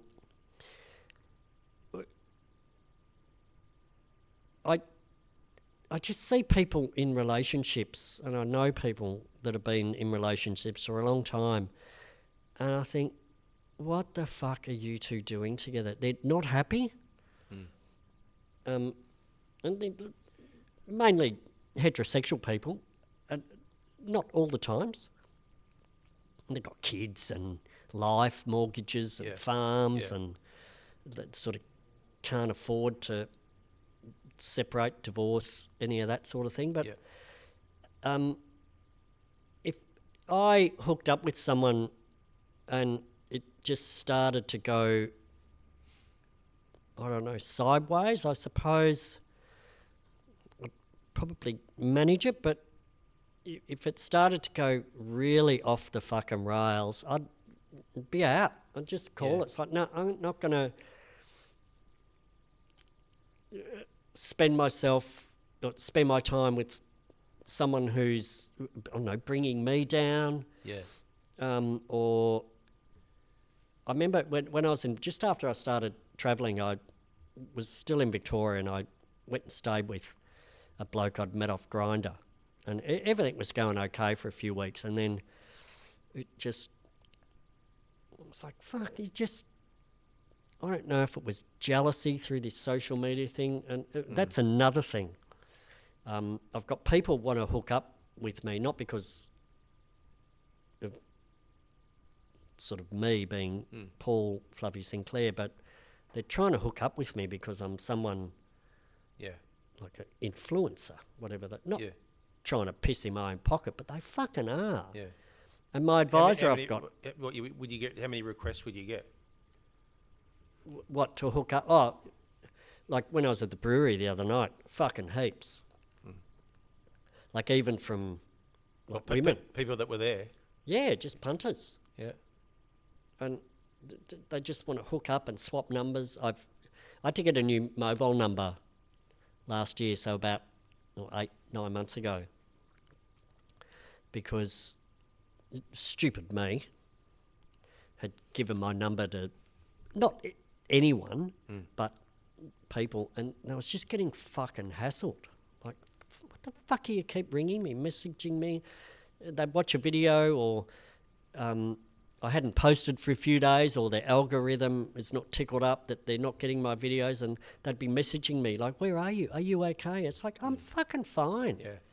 It's just, But I'm fine. But if you did get into a relationship, they've probably got to conform with your, I suppose, gypsy lifestyle, don't you? Yeah, I'm Because not going to go and so settle if down. you I wouldn't had settle- issues, Cainey, even coming into Newey today. Like I got in here about 1:30, 2 o'clock. Yeah. We started filming at 5. That was the time you'd given me. So I made sure, I like to be, it was 3 hours early today, but I just walked around with Ian and we checked out a few things. But just the traffic, I have just the busyness of Yeah. and people fucking live here Yeah. and do it morning, noon and night, weekends. And It's in like, this part of Newcastle too is really starting to pack out. There's so many high rises, more people, more cars. God knows where you go in Sydney, in bloody George Street. I know. I had to go to Sydney. I was on this TV show last year we filmed, and I had to go to Sydney for 3 days of filming in one occasion, and then I'd go back for a night. And I thought, this is going to be fucking great. They're going to put me up in a big motel and like fucking Uber vouchers and food vouchers and drink vouchers. That was all fully paid for. And I couldn't fucking wait to get out of there on the third day. We had a bit of filming to do on the morning of the third day, early before all the traffic started. And I was on the first train out of there. Well, not the first one. I reckon I was out of there by about 9:30. I couldn't wait to fucking get out. I said, "You done?" I said, "Yeah, can we do this one?" I said, "Yeah, but I've got to get out of here." Growing up, when did you realise you were gay? Oh, when I was at fucking kinder. Yeah. Didn't know what gay was, or homosexual, or there was no like family members or family that were gay, or like everyone was a heterosexual. And I remember I'm the youngest of 3, and my sister's 4 years older. So I was maybe teenager, early 12, 13, and this other girl, and they lived behind us. We had the farms, but we lived in a little house in town before the big house got built. And the word got out that Karen over there was gay, and small country town, Yeah. beachside town, ostracised. The fucking gossip that went around town, like Mum used to always have friends come over and visit, and they'd fucking play cards or Scrabble or whatever. and we had the farms. We'd be up there washing the potatoes on the potato machine. We'd be the fruit and vegetable shop out the back, packing the carrots. And there was this, when young Karen came out as being, oh, she's got a girlfriend, it was just, and I knew I like boys, men. So did that make you go, "Gee, I'm going to have to hold back for Yep, a while now"? fucking clammed up. Yep. What And age, at what point did you finally go, "I'm going to come out and say it"? I joined the police force when I was 19 and did all of that, and I was still in the closet then, and I was still living at home with the parents and travelling to work, did all of that. But I had a little bit of a side life, I suppose, and then I had to transfer to Melbourne, CBD, to Russell Street, which I did, and I thought, I can't be travelling from Ocean Grove all the way up to Melbourne. That's just dumb. And I'd built a house at this stage I was 20, Wow. 21. My mortgage back then was $57,000. I thought, oh, I'm fucked. Because interest rates were like 17%, Yeah. early 90s. I 90. remember. I remember that. Oh, and I thought, thank fuck I'm in the police force that I get free McDonald's. That's all I fucking ate.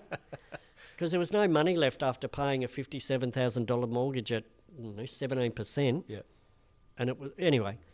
So I moved and I shared a house or a little apartment in Paran, South Yarra, with another gay guy. And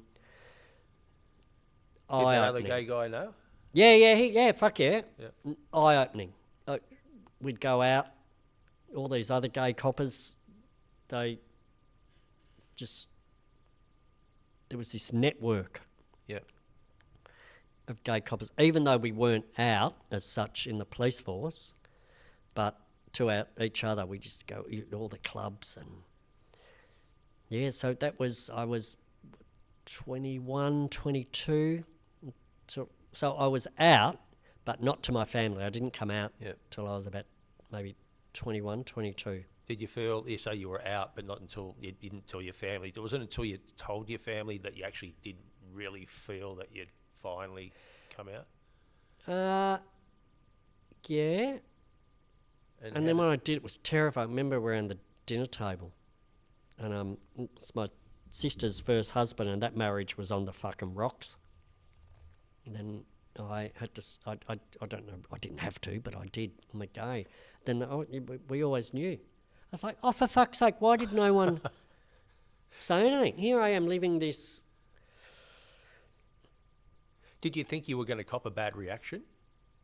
Or because I you don't know know these what I people, was or- going to think. It was a big thing to come out. I'd heard other stories about other guys Yeah.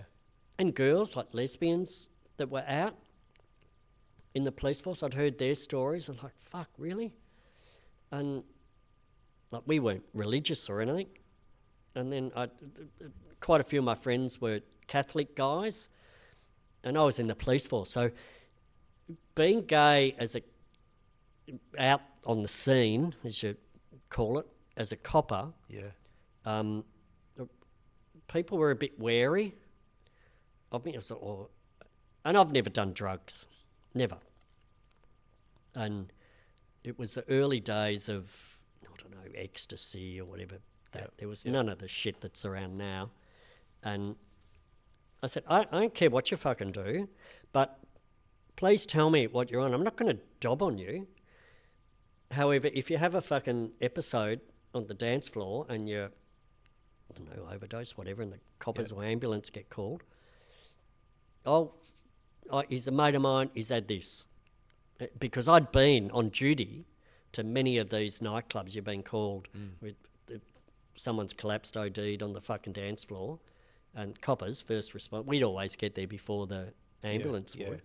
You'd have to, and they'd fucking scatter. Like once the coppers turn up, everyone's fucking out the door, think, it's a raid, and it's like, I'm not going to fucking do you. I don't care. Well, What made you want to join the force? someone dared me. It was a dare. It Well, was you followed through. Yeah, it was $100 bet, never collected. Straight bloke. What's his name? I can see him. Doesn't matter, but country friends of ours. Tracy, her boyfriend, I remember his name now, I won't say it, and he just graduated. Big fucking strapping piece of mangina. He was fucking muscles. And we went, there was 5 of us, and we'd all turned like, we're just 18, so we'd all got our licence, so we'd drive, and we went up to the snow in Victoria to Mount Hotham to go on a fucking ski weekend. Never been to the snow before. And we're all up there and couldn't see a fucking thing. It was just cloudy, fucking miserable. We tried to ski, couldn't fucking do it. This is dumb. And we were in a lodge that we had a big share room with bunks, and then we're in the lodge. And I never used to drink. My parents didn't drink. We never did. But we ended up with all this fucking like butterscotch schnapps and fucking heavy liquor, and That'll do it. it was like, ugh, I'd never drunk before. It was horrible. And we're sitting around the fire late at night. We're on the schnapps, whatever it was, and we were fucking pissed. And this bloke that he drove, and he just graduated, and we talked, what'd you do in the academy? And he said, oh yeah, 6 months, you got to fucking run and jump and learn things and lift a dead weight over the fucking fence and swim. I said, I could do that. Skinny little fucking thing I was. And he said, I bet you fucking could. And I said, you're on. So this was in June. When was this? 88. It was. And so we did the snow, and I said, $100 bet. $100 back then was like big coin. Yep. Big fucking coin. So we shook on it, and he's a copper. And then he drove home the next day, and he's fucking overtaking. I don't think we got pulled over. I can't remember, but anyway. So I got back applied, and then I got accepted, and then I started.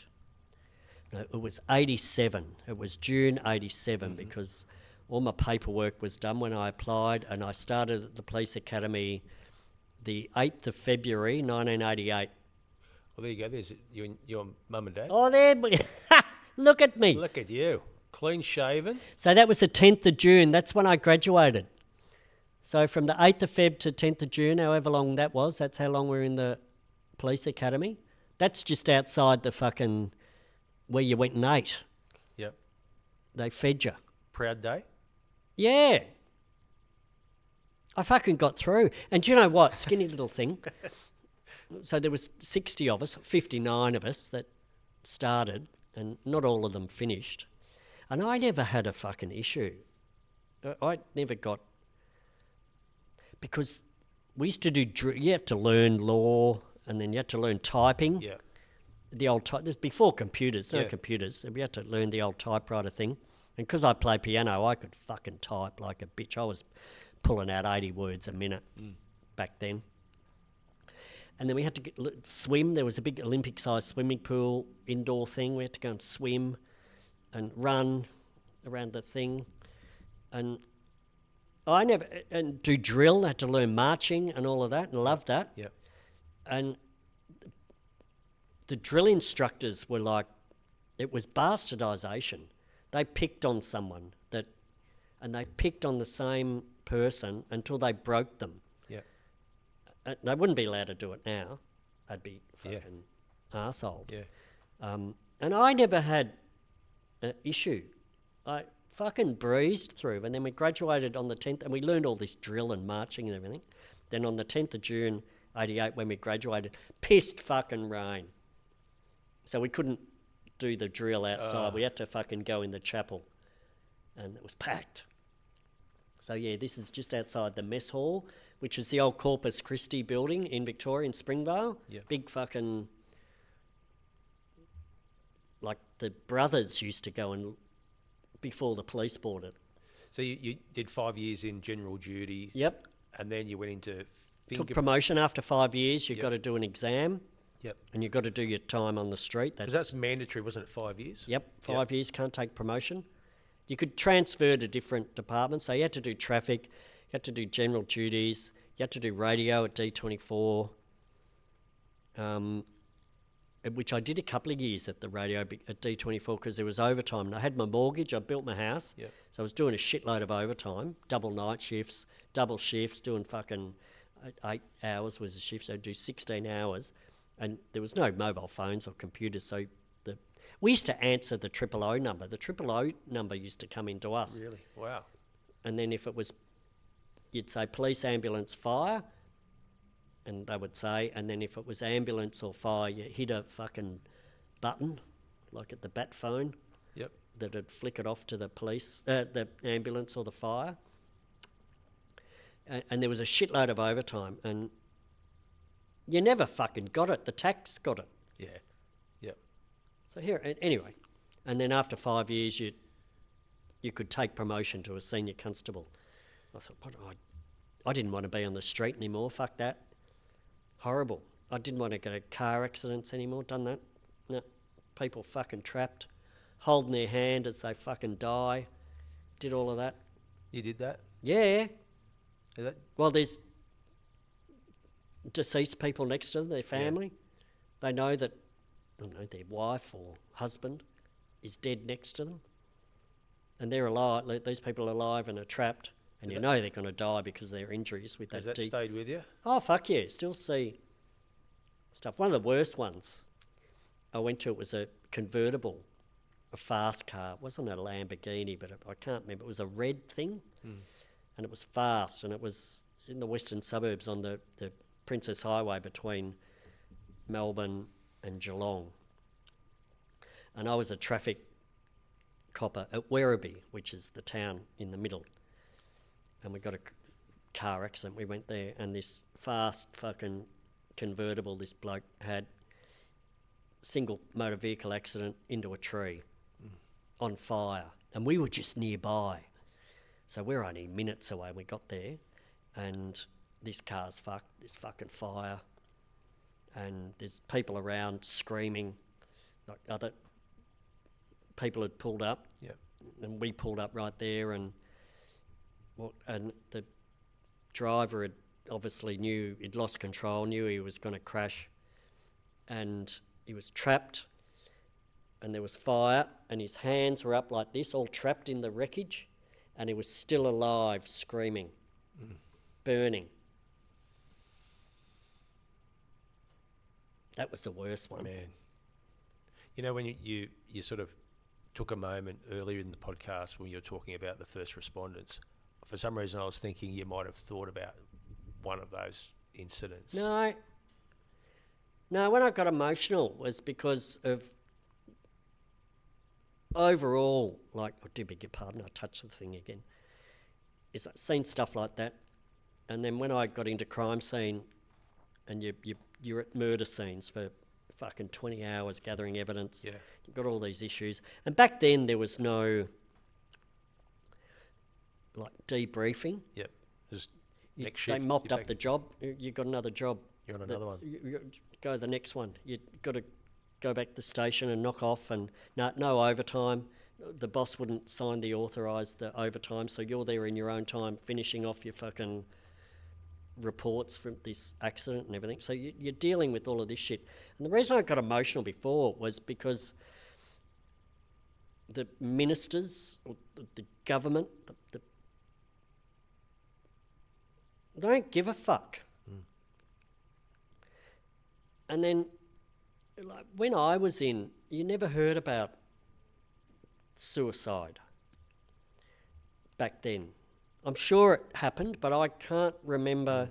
I'm unfamiliar in my time in the police force of hearing of another copper taking their life. I'm sure there was, but never heard about it. It was never, whether it was made public, whatever. And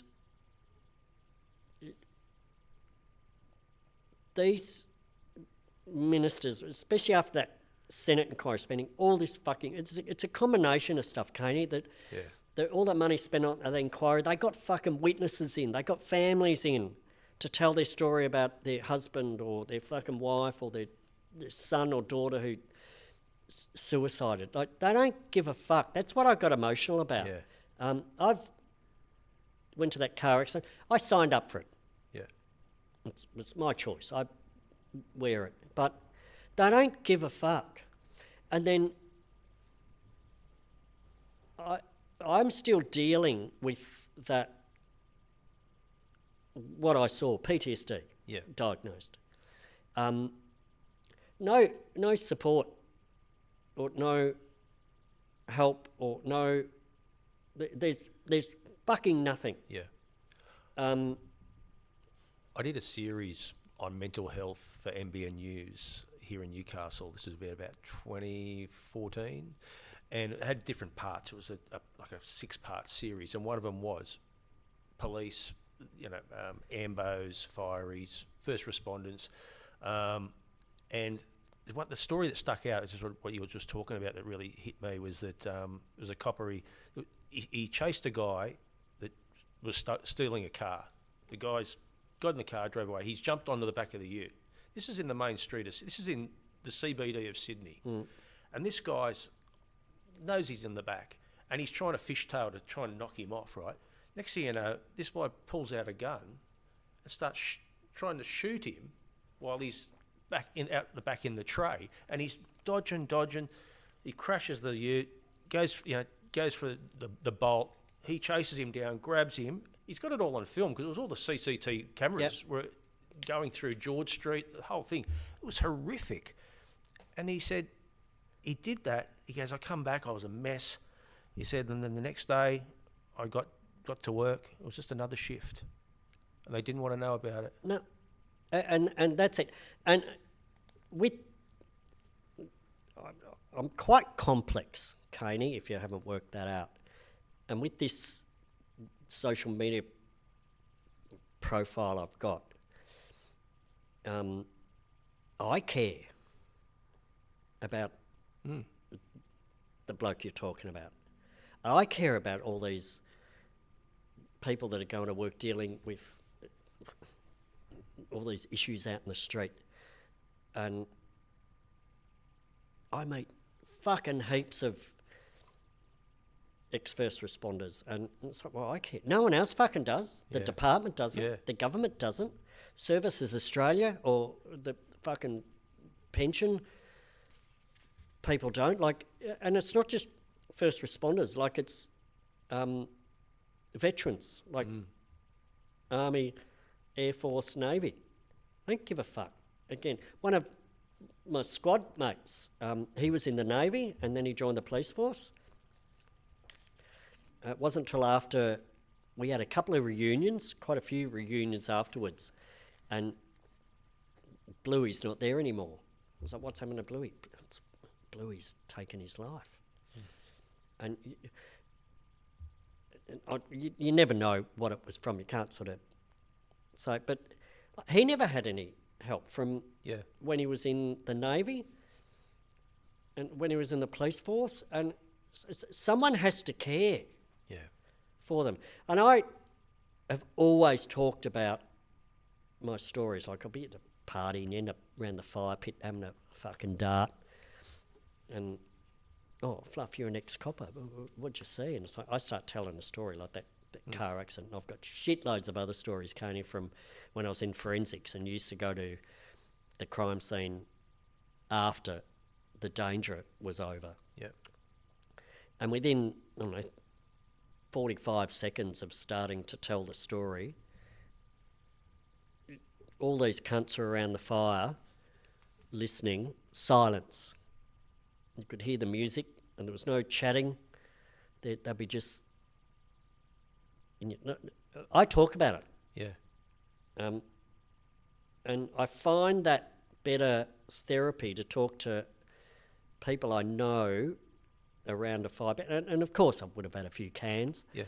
But I find that better therapy, I don't know, pressure, depressurisation, whatever it is, than sitting with some clinical fucking psychologist, psychiatrist on a couch or some telehealth fucking thing. Oh, how did that make you feel? I was like, well, I don't fucking know. I feel like this. There's no words Dr. fucking Zhivago, how that's going to make... I don't fucking know. Yeah. But when you're sitting around with your mates or a fire or this, a podcast,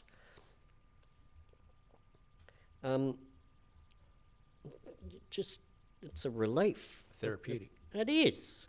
And you're interested. Absolutely. I mean, Those fucking clinical cunts aren't. They're just looking at their... How long have we got to go? yeah, clock up another. Yeah. The forensic, you go into forensic and you specialise in fingerprinting. Yep. And was it the DNA that brought that all unstuck? I know they sent you to university. You didn't No, want to fingerprints are still... AI, DNA can't take away from that. But you were into year 4 there, weren't you? You loved that. I fucking did, and I was good at it.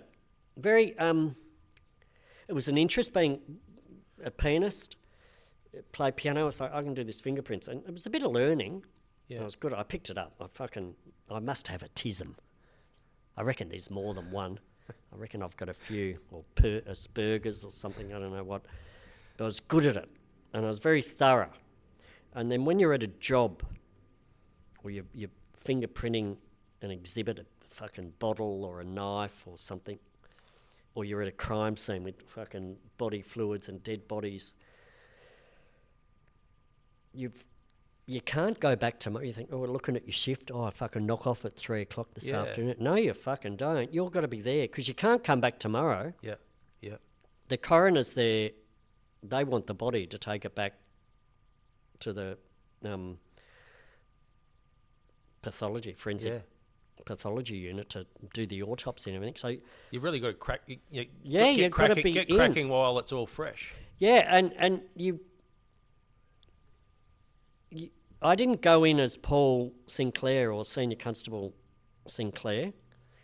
You went in in a trance. And when I think back, there was always a copper, a uniformed police person on the door entrance to the crime scene. They've got to sign you in and sign you out and everything. And I'll be there ready to go in, and the detectives are out there with their fucking board in their nice fucking Fletcher Jones fucking suits. So you weren't in I was in plain clothes, but I wore Country Road. Ah, there you go. I did, because I lived in Paran. And I'd just stand there, and you had, like The Mentalist. Yeah. It's all like, when I saw that show, when it came out with Simon Baker, I've met him, and you had to become the crook. Right. And you'd had to put, okay, if I was the crook, and you had a bit of an idea, you'd have a bit of a look, and then where was the point of entry? Did they get in through a glass window, or did they come in through the door? You'd speak to the detectives. Was there a relationship with the victim, or was there not? And every crime scene was different, and you had to. The more you just the world blocked out, and you just went in. Well, I did. Yeah. I just went into this. Sorry, touched it again. You went into this trance, and I think that's why I was so good at it. And get all the evidence, and I'd be there, and they'd say, "You're right, you're right." And it seemed like it was more than a job for you. It was like you were there trying to solve the crime. Yeah, and you had to gather, because we were what they call now SOCO, Scenes of Crime Unit. I think they used to. I don't know if it's called that now, but we were the ones. As a fingerprint expert, when they said, "Oh, we've got to call fingerprints to the job," we were the ones that gathered the blood, gathered the fucking bullets. You see the measure thing, the little ruler they put and all the witches' hats next to the fucking bullets. You'd be in there, and the detectives, who were a lot more senior than I was, but they just wanted a result, and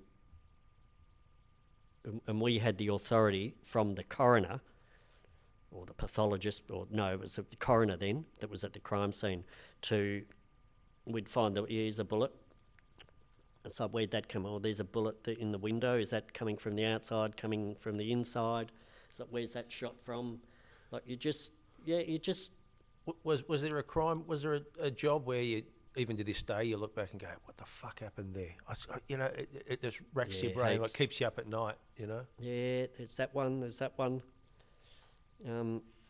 One that was turned into a story. There was a magazine called Police Life that used to come out, I think, every month from memory. And they always did a story. There was all this fucking little stories. And then at the end, there was always a major story. And it was this one that I went to. And it was, the heading was suicide or homicide. And there was all the pictures, because it was a police magazine. It had all the fucking pictures. I don't know if it's out there now, but the crime scene photos were in it. I think I've seen. I think New South Wales Police used to have one, and I remember that Milpera bikie massacre, and they had all the pictures of the dead bikies in it. And I think only the coppers used to have it. I don't think you could buy them. No, you couldn't buy it. No. It was you had to subscribe as a that's right. police member. Yeah. And it came to the police station that you were at. Yeah. It didn't come to your home address. It went to the police station through your internal mail. But yeah, it was called suicide or homicide. And so from the photographs, you had to is this a homicide? Is it suicide? It fucking doesn't look like suicide. And I'm not going to go into the specifics because it's fucking horrific. And I've told it many, many times around a fire, and people are you fucking serious? Is that what happened? I said, yeah, that's the story. And so,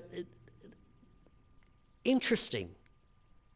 And this particular one, you would swear it was a fucking homicide. Some sicko that's gone in and just hacked this woman. And it turned out to be a suicide. Wow. And like, I've been to shootings. I remember there was another one. There was a domestic incident, and she'd escaped from the, like, months prior from the situation. She got out and she was driving to work, and he was stalking her, and there was a traffic jam. He was following her, and there was a traffic jam, and she's stuck in traffic in her car. He pulled up at the traffic jam next to her, leaned over with a high caliber rifle, and just pulled the trigger. Jeez.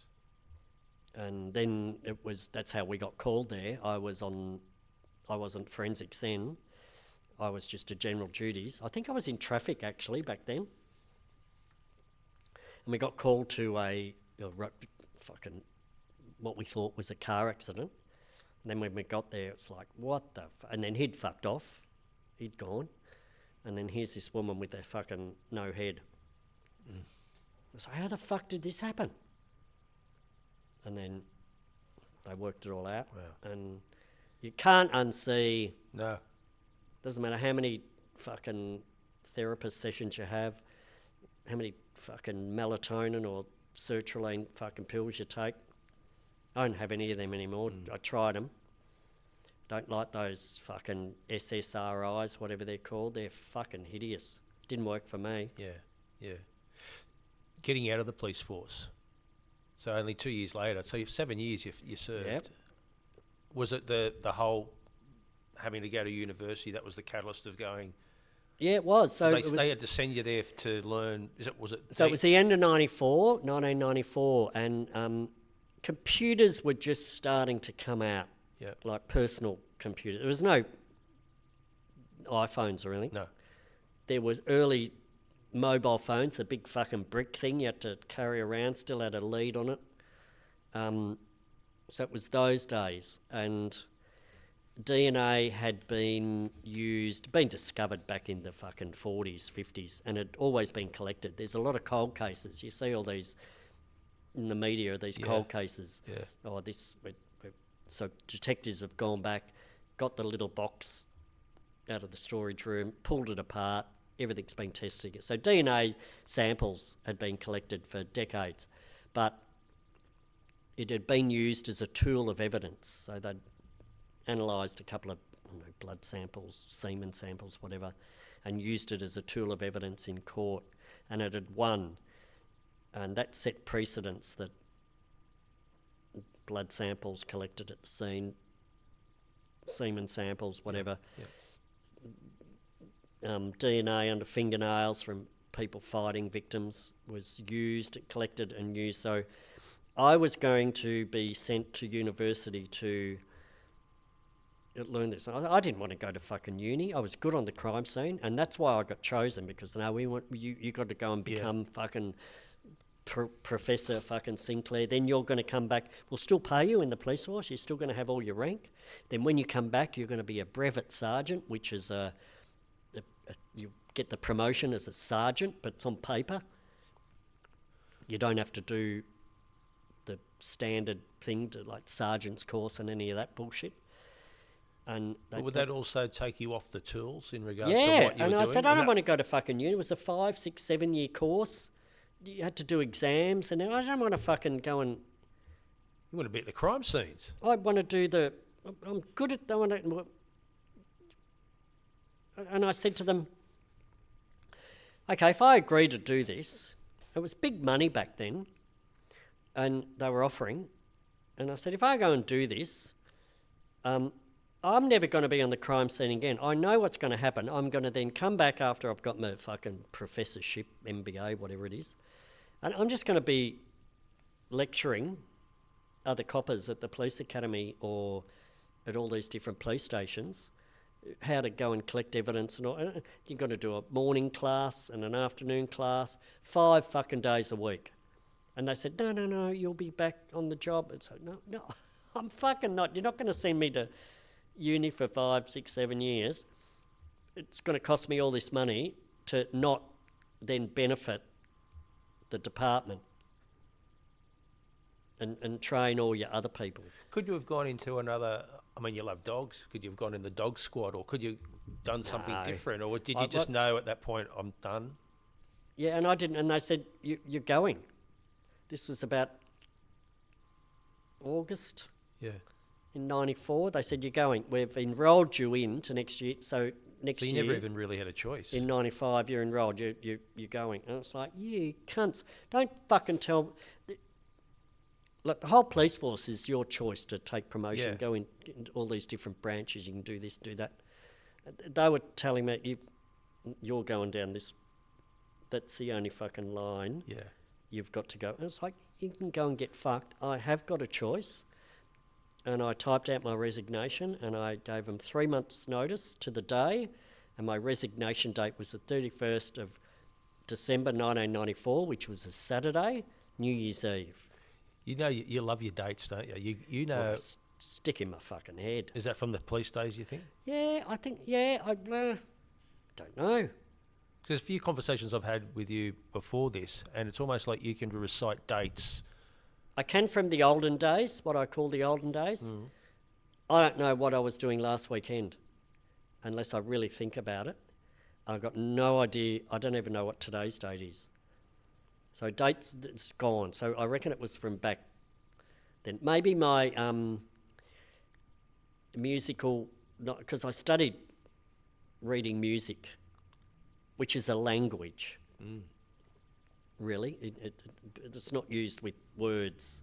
It's a language with the notes, the treble and the bass, and which fucking finger you use to hit watch note on the piano, timing. So I reckon that's where the fucking tism comes in. And I just remembered. I can remember dates. I remember exactly where I was through my police career. And then after that, I remember sort of when I started that job, finished that job, started that job, finished that job, started travelling.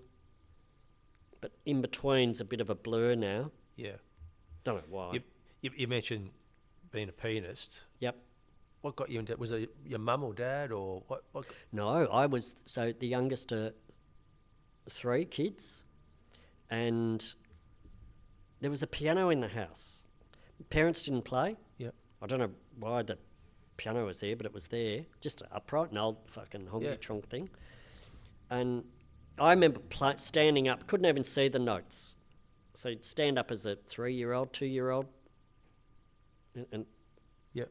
and I could hear that sound and could play like Mary Had a Little Lamb or fucking Jingle Bells, or could just do it.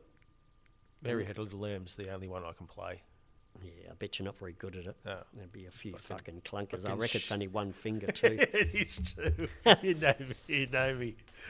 But just with that, I mean, it's put you on a show called the Piano.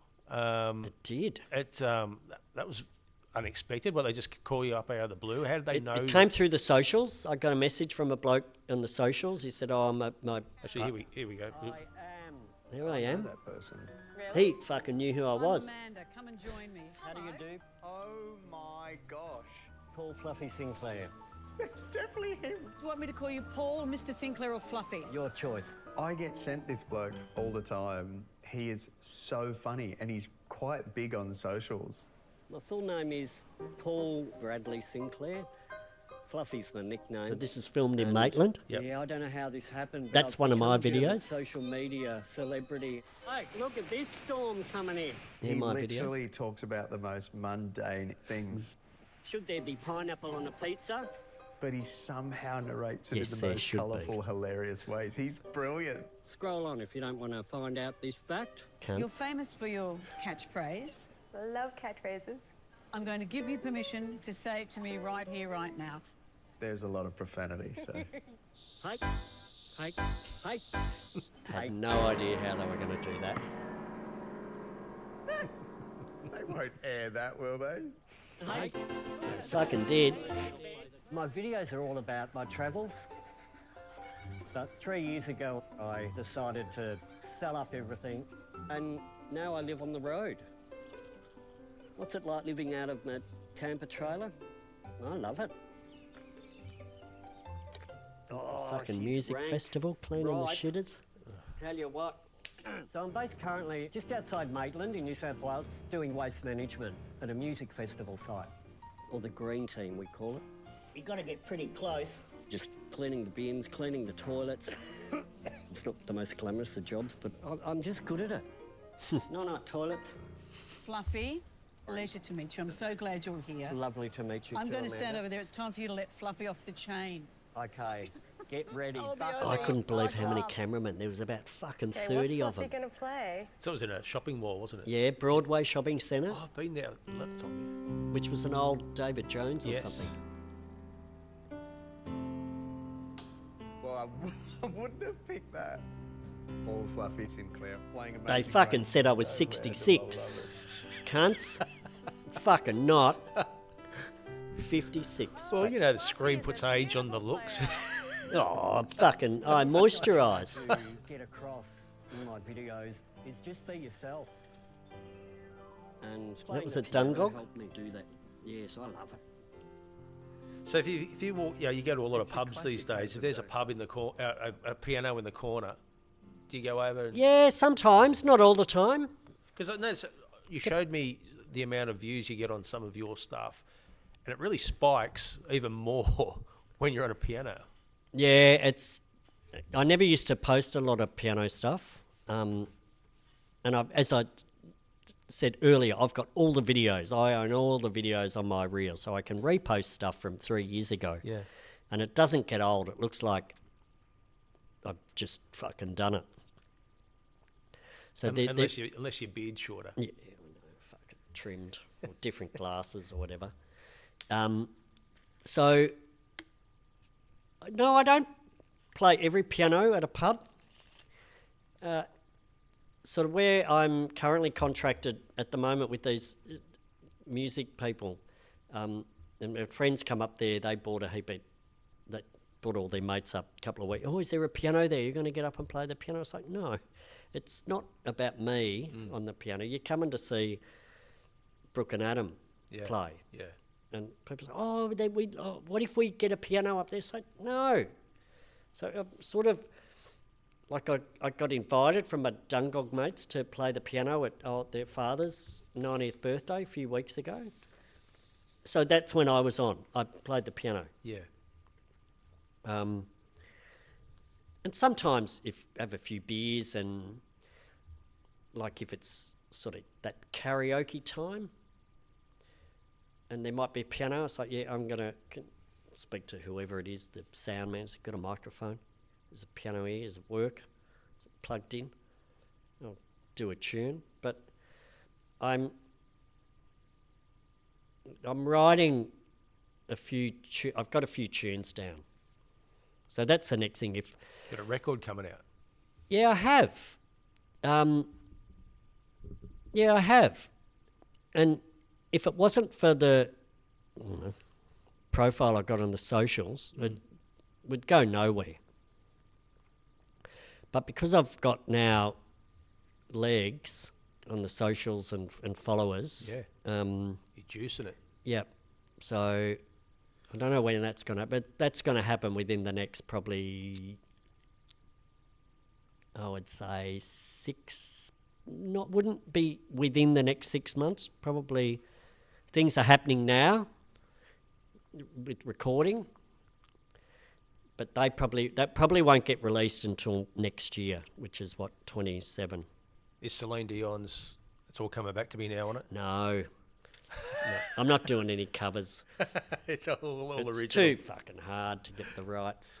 I tell you, there's a pub that you would love to go to. It's in Armidale called the New England Hotel. I've been to Armidale. It was hot as fuck. Yeah, it gets cold as fuck in the winter. It hot was as cold fuck. in the middle of the night, and I went and stayed at this animal sanctuary, and I woke up in the morning, there was fucking camels everywhere.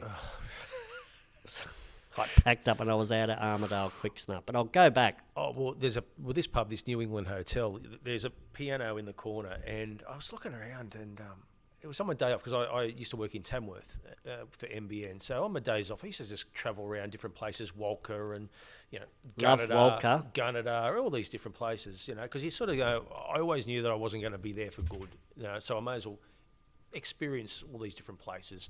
So I walked into this pub, and there's this piano, and there was a set of maracas on top of on it, and I went, "What's this?" And they said, "Oh," and there was Peter Allen pictures all around it, and someone said, "Oh, that's the piano that Peter Allen played. His very first At piano Armidale. in Armidale. The first piano he ever played as a 9-year-old. He used to go to the pub. Yeah. He used to be in the front bar. He used to play. The old blokes used to throw him shillings, take it back to his mum and dad." And the thing was too, at the time, I thought that he was born in Tenterfield, which he was, but they were in Armidale, I think Ian's popped up. Ian's woken. Here, come here, lovely. Yeah, come on. You can sit here, darling.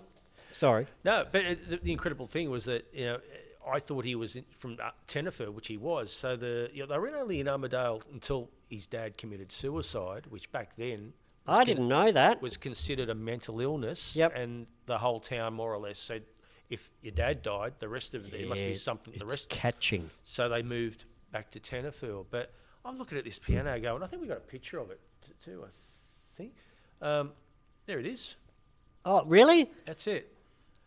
And What's the name of the pub? the New England Hotel. I have to go back there. Well, I'm thinking if you played that would be so far down your alley, a Peter Allen piano. Do you know what? His music, it sounds happy, and it's fucking difficult to play. Right. Oh, brilliant. Yeah. Brilliant tune writer, like Tenterfield Sadler. Can't have a song to fucking play. Goes on. It's like and fucking sing. American Pie. Yeah. Can't remember the words, Well, let alone the fucking music. I think Bette Midler tried to do it. I think it was on a tribute to Peter Allen, and she just fucked it up. She just couldn't do it it. goes for a month. It just, and then, so it's funny you say that. So ended up at Port Douglas with my hospitality career. And I worked at a 5-star luxury hotel, small luxury hotel of the world, just south of Port Douglas, a little beach called Oak Beach. And there was only about 6 houses on the little street. There was no shops there or anything. A beautiful beach. And one of the houses, I think it was the very end one, it was only a sand track. There was no bitumen or anything, a sand track. It was Peter Allen's holiday house. Wow. So this is when this is going back to the, I think he passed away mid-80s, can't remember. You got me on the spot there, but mid-80s maybe. So it was sort of during the 70s, early 80s when he was big, he was famous, yeah. seriously. No, it wasn't mid-80s. I mean, he married Liza Minnelli, He did. you know, and that's, I mean, he was massive in America, wasn't he? Yeah, and he did that Still Call Australia song poem with the Qantas ad. Yep. Maybe it was, he can't remember, doesn't matter. But he had a house at Oak Beach, and beautiful, beautiful place, beautiful climate. And he'd built an outside shower. So Oak Beach, where the waves come in, there's all these rocks. All the rocks have been tumbled, and they're beautiful, like rounded. Yeah. So he'd collected all the rounded. So that whole outdoor shower was all like a fucking grotto type thing. And that's where he used to go and just wear his sarong. And no punters were there. He could be anonymous. Yeah. Well, you just touched on another profession you did. You're working in 5-star resorts. That wouldn't be too bad. But in saying that too, you hear some bad stories with accommodation for the workers in some of these places. They're living in the best part, but it's not as all, you know, it's not smell of roses. Fucking rainbows and unicorns. Like that, where the staff lived there, we rented a house over the road, so we had our own place to live. But the other staff, the backpackers, used to live in a fucking old Queenslander, which was fine. But the worst staff accommodation I ever came across was up at the Snow. Yep. It was... And it still is bad. Fucking jammed in. They would take what they call food and board. Were you at Perisher or...? No, Mount Buller in Mount Victoria. Buller. Yeah. And I got looked after. But... Oh, yeah, it was just... Well, I know at Thredbo and my partner Kelly, she owned a ski shop here in Newcastle. So yeah, righto. She's a big skier. I can't ski for shit, right? And I don't want to ski. No, I don't want to do it again. It's I was just, to pretty me, good. It's just like, let's blow our knees out, you know. No, just for the I fun of know, it. and you have a fucking fall. I'll break my neck again. But they're struggling to get people to work in this hospitality business in these places because there isn't enough accommodation because they're catering for the people paying big money there. Yep. So even like Perisher, I think you've got to bloody live in Cooma and fucking commute. Yeah, no, fuck every Mount day. Buller, a lot of people used to live down at Mansfield, have to get the staff bus up. Yeah. And so that added another hour and a half each way to your day. Oh, no. So what did you do at Mount Buller? I worked at a hotel. We had about 45 rooms, so it was only a 3-star hotel. I had a pub, food.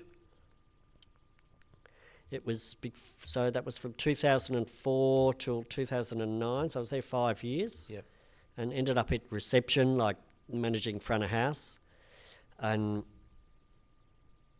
the fucking money that used to go through that place at lunchtime with shit food, like it was your fucking potato cakes, Chico rolls, pallets, absolute pallets of the stuff used to turn up, and we'd still run out. And and then when you're living at a pub like that, like you'd knock off whatever shift you're 8 till 4, and then you'd knock off. You just then sat in the bar and drank. Fucking drank, and then you'd go then down to there was the nightclub, the Karura Hotel, or the Hoo Ha, they called it, which was the nightclub that went till 3 a.m. And you'd go there and you'd get fucking smashed. And then you had to then go back up the hill. And you're in the snow in the village, and the Alberg was at the top of the hill we'd be fucking blind, and the snow machines are making fucking guns. The snow machines are on. Yep. And it's icy as fuck, 3 o'clock in the morning. You're fucking blind. Or you'd get home, and then you had to be up 7 in the morning, Yep. fucking dusty. Glad I did it. You couldn't go back to it though. could No. No, I couldn't even go back as a visitor. If I have a slip on the ice, I'm likely to break my fucking neck again. you? Just with television shows. You shot a pilot. Did that ever get up? Was that a travelling show? It was a private. It was funded by private money, and we've got that. So it was just in one town in Victoria, and we did. I was there for a week.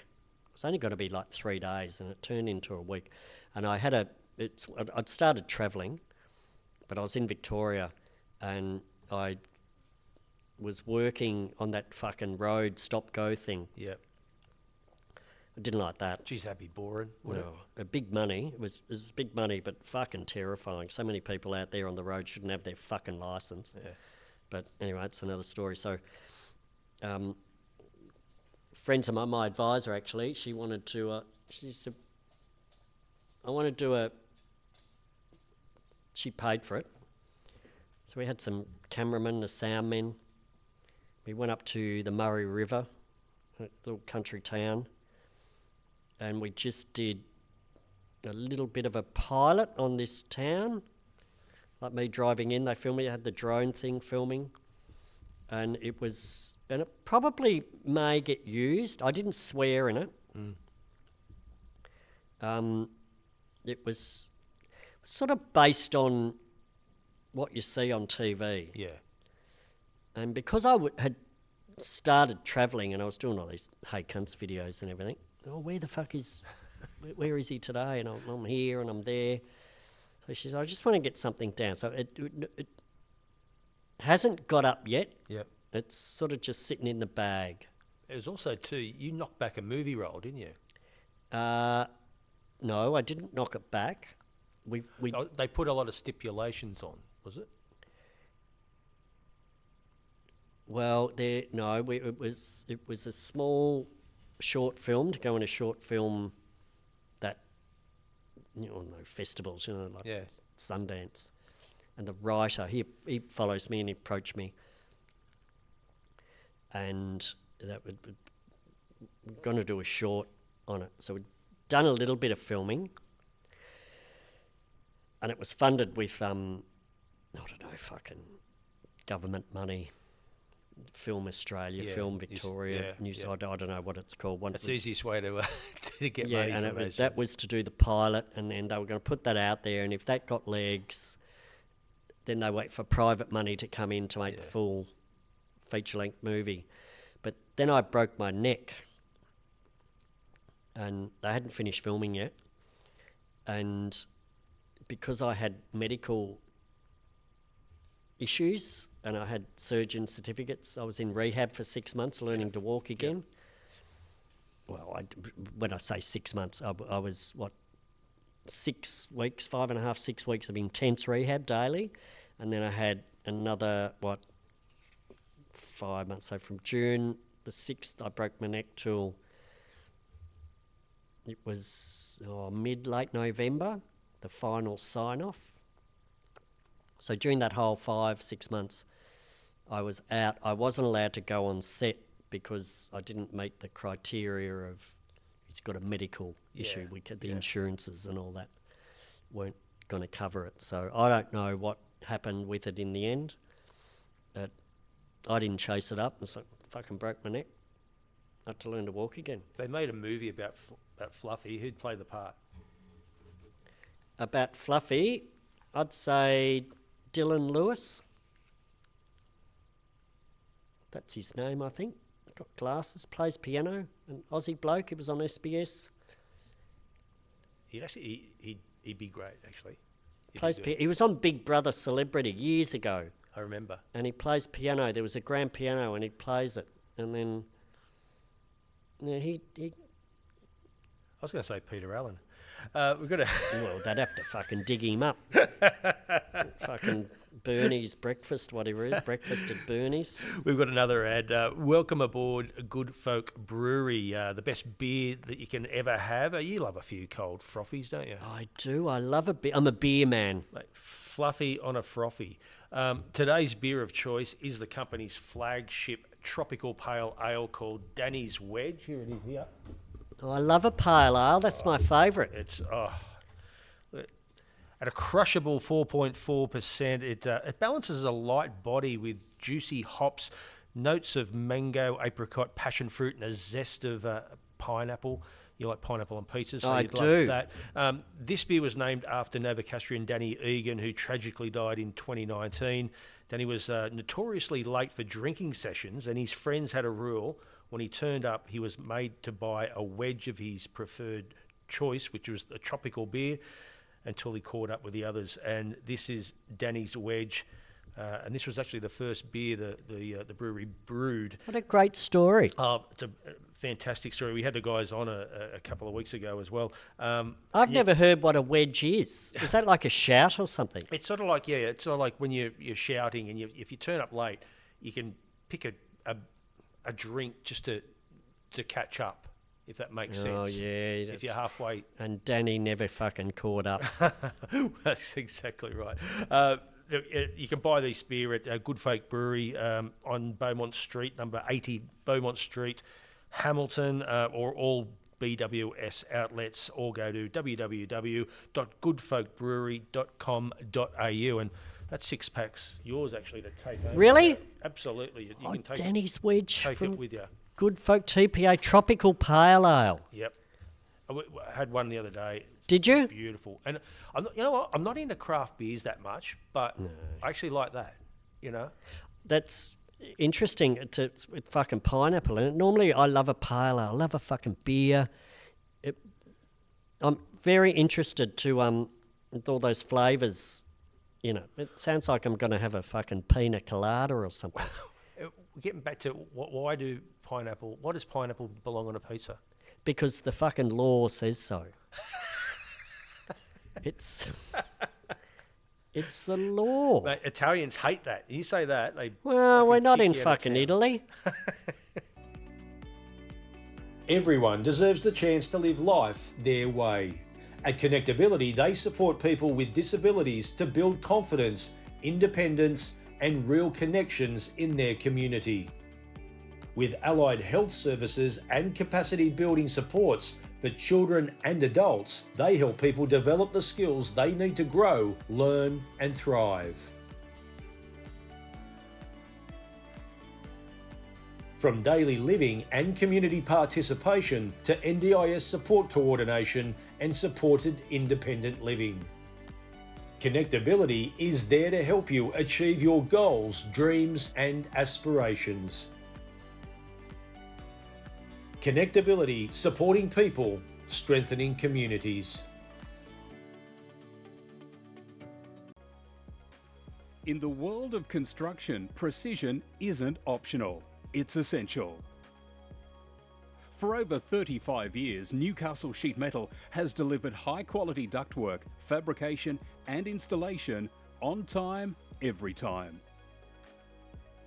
From large-scale commercial projects to precision custom work, we don't just meet deadlines, we set the standard. Newcastle Sheet Metal, built on experience, driven by quality. You've been in the bloody wars the last few years. We could rattle off a few. We've already talked about the swollen testicles. You have. Your surgery on your knee, that was from a cattle dog piss bowling you over?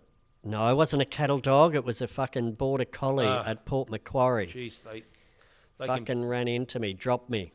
I can just imagine seeing that. ACL was fucked. 2024, you severely broke your nose. No, you fucking got that wrong. I broke my neck the 6th of June, 24, and as I went down, I degloved the nose, cut it off.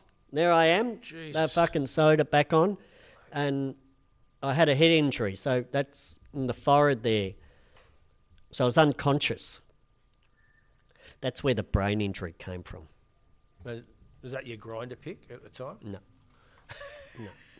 Do you know what? I'm fucking lucky I'm not dead. Or in a wheelchair. They couldn't believe it. It happened. I'm going to say it happens in threes, but like it just keeps happening. Do you know what? I never had, and when you said earlier about conspiracy theories, and I fucking love one, and I'm going to blame it on the fucking COVID needles I had to have. Had to have them in Victoria. We got fucked over in Victoria, and I had to have it, and I'm going to fucking blame it on that. I had no health issues whatsoever until, 21, 22. So I'd had 3 of the fucking things. And that's when all my health issues, other than like a physical thing, like you fall over and break your leg or a thing, but like internal health issues, I had nothing all my life until after I had those fucking needles. So I'm going to fucking say here right now on fucking Incredible Lives with Cainey, that fucking poison they put in, I'm going to blame that cunts. Even with you got... That was my teeth. That caused the teeth. Yep. Had to get my teeth taken out. Which was causing you dramas below your knees. I had a blood infection. There was no issue up here. Yep. I had a blood infection that was taking out the red blood platelets of my cells. All the cells ended up at the bottom of my legs, below my calves, which went to flesh after 3-4 days. And it turned out I had an infection in my bottom jawbone. I had teeth, I had braces as a kid. I went to the dentist every 6 fucking months and had cleans and descales and fillings and whatever I needed. And so that's what all the teeth had to come out. I fucking tripped on a brick in the garden, so I'm not going to blame that on the fucking COVID needles because it was a physical accident, or when the dog took out my knee. But the swollen fucking testicle, I never had any issues having a piss or bladder issues until after those fucking needles. And now I've got to need a fucking drill thing, a rebore. Fucking just recently, my ears are fucked. Had to go and have a hearing test. And now I've got this, I've got to get this word right, it's a big fucking word, eustachian tube dysfunction. So your inner ear, my ears kept popping. Right. Oh, sorry, I touched it again. And I had to do this to pop my ears. And because I'm at Blackhead Beach, I'm in the water nearly every day. Yeah. Or not in the winter now, it's a bit fucking fresh. I thought it was just swimmer's ear or something. Yeah. And I went and had a hearing test. And they said, you need to go and see your GP about your ears. You've got a hearing issue. It's like, are you fucking serious? I've never had a hearing issue in my life. Yeah. Went to the GP, did all these tests. So your inner ear, inside your eardrum, so the tube, your eustachian tube, eustachian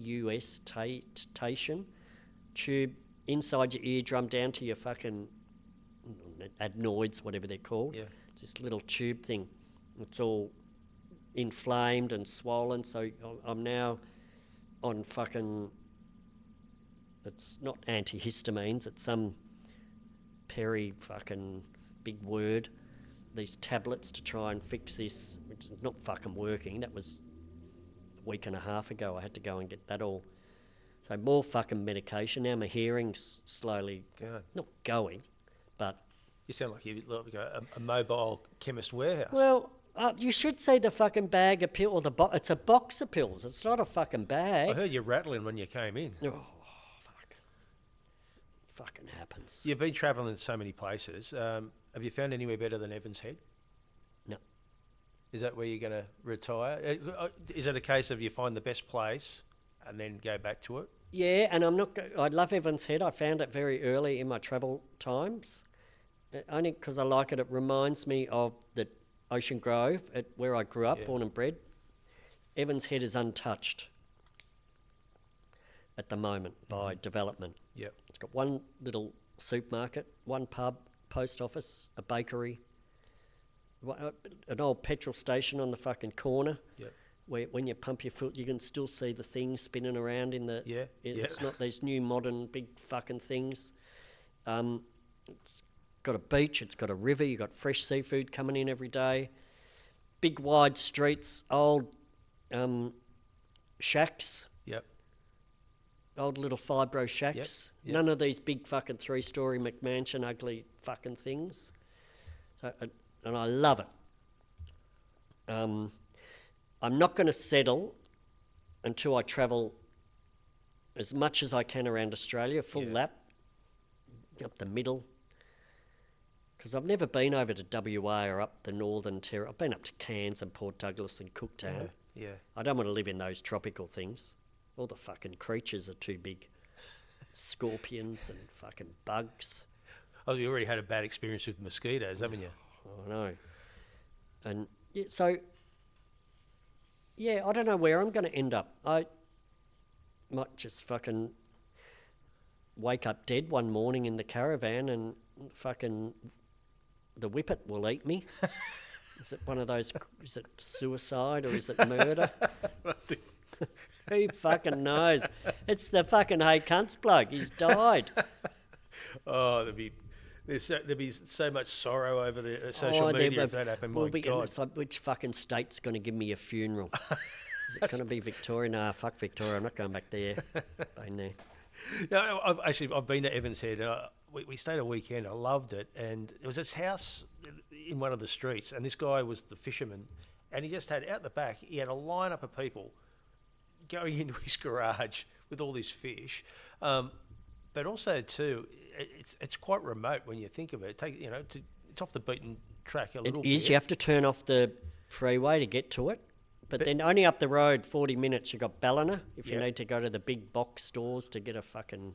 Well, we got a flat... We're heading back home on the Sunday. We got a flat tyre in Evans Head, and I thought, we'll just change the bloody tyre, right? So Kelly's got one of those X1 BMW things, right? So and it's the little narrow tyre.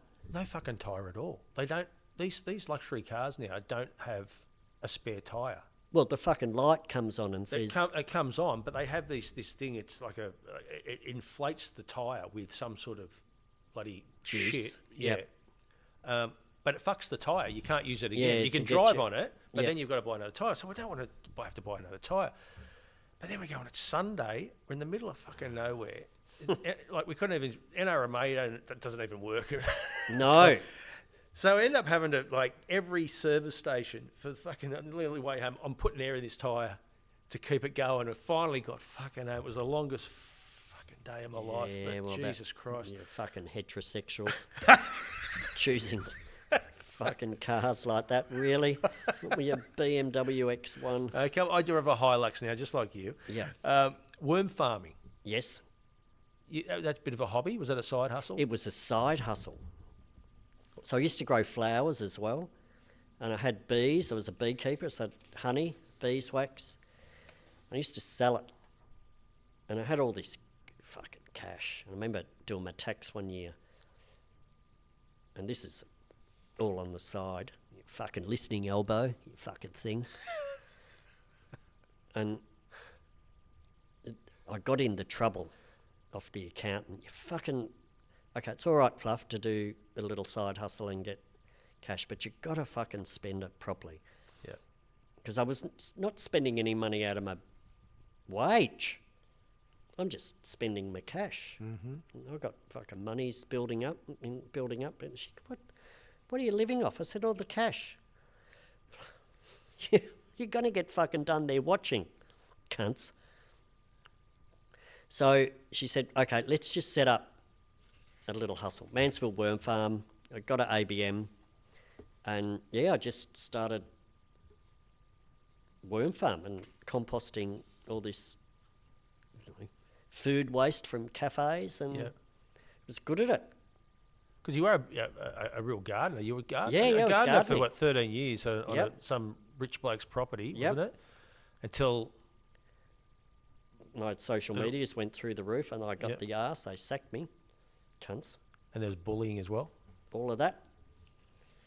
I don't want to go into talk about that workplace. They were horrible people. Yeah. And I've heard you talk about this on other podcasts. So, again, it's bullying. Got bullied. Didn't realise I was getting bullied until I just thought that was normal. And it was bullying. So they're not allowed to do that. And then the way I was dismissed should be illegal.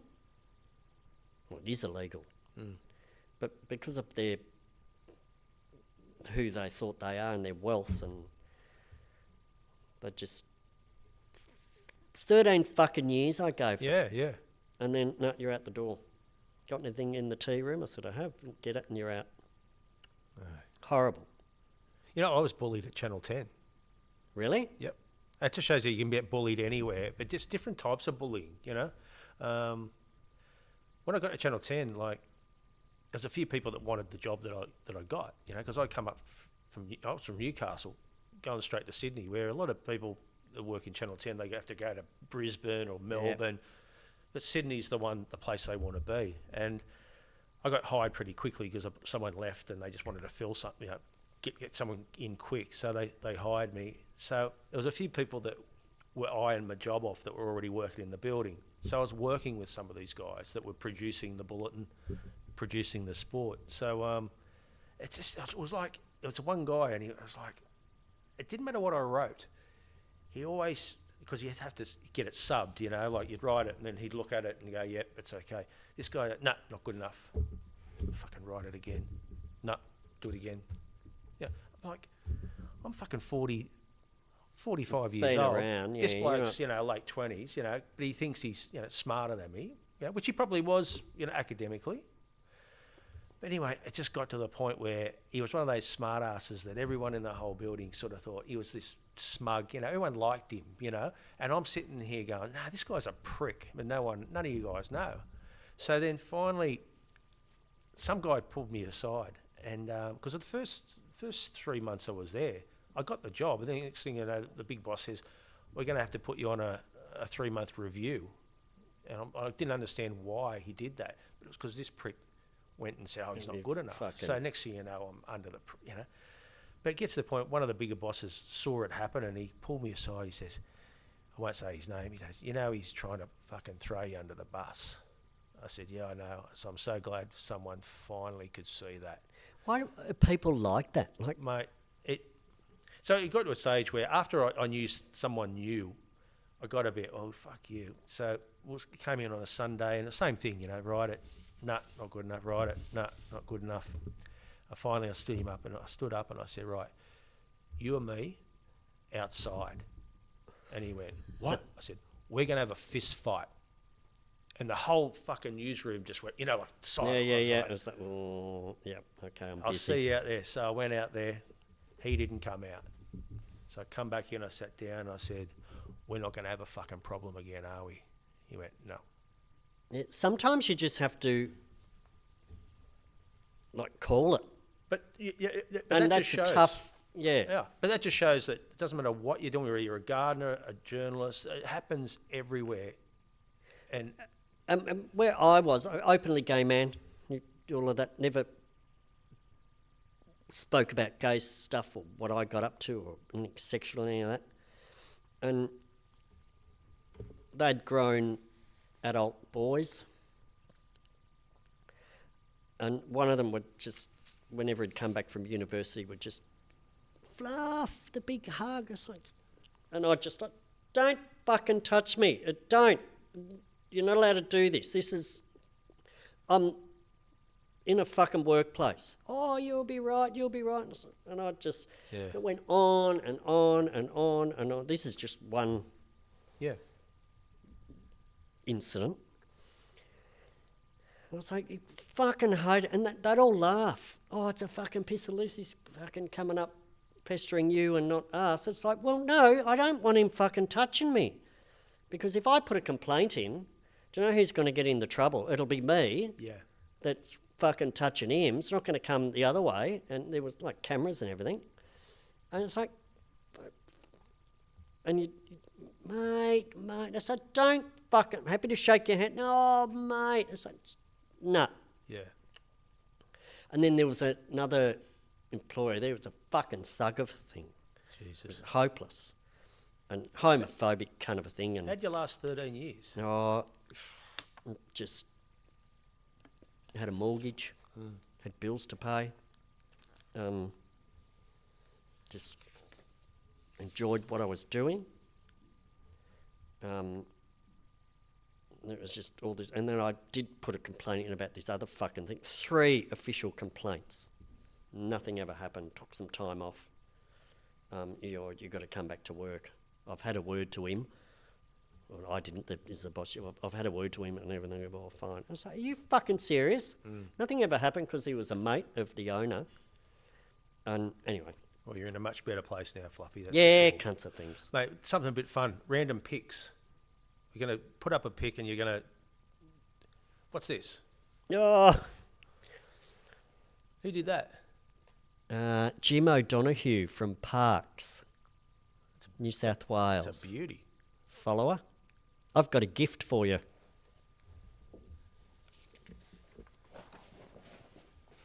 You've given me a fucking box of beer. What we got here? Yeah, so Jim up at Parks, he's in real estate now. He used to be in like media, he made signs. And Here we there's go. my fucking Chico roll. Chico. Yeah, They're my favourite. love them. Oh. They changed the recipe recently for the better, I think. What did they do? You don't want to know. I think they put more cabbage in it. Yeah. I Because love then it. it would sort of morph into a spring roll, which I don't mind either, the big spring roll. No, they did well with it. Made at Bendigo, discovered in Bendigo. An old guy that drinks up at the Nag's Head pub in Adamstown, when we talk, we always talk, some of our Chico rolls comes up, and he goes, mate, you get the Chico roll, you get some soy sauce, you cut No, up I at the never top, did that. and you pour it down. I've never done it, but he reckons it's No, brilliant. never done. And do you know what? It has to come in the bit of paper. Yes.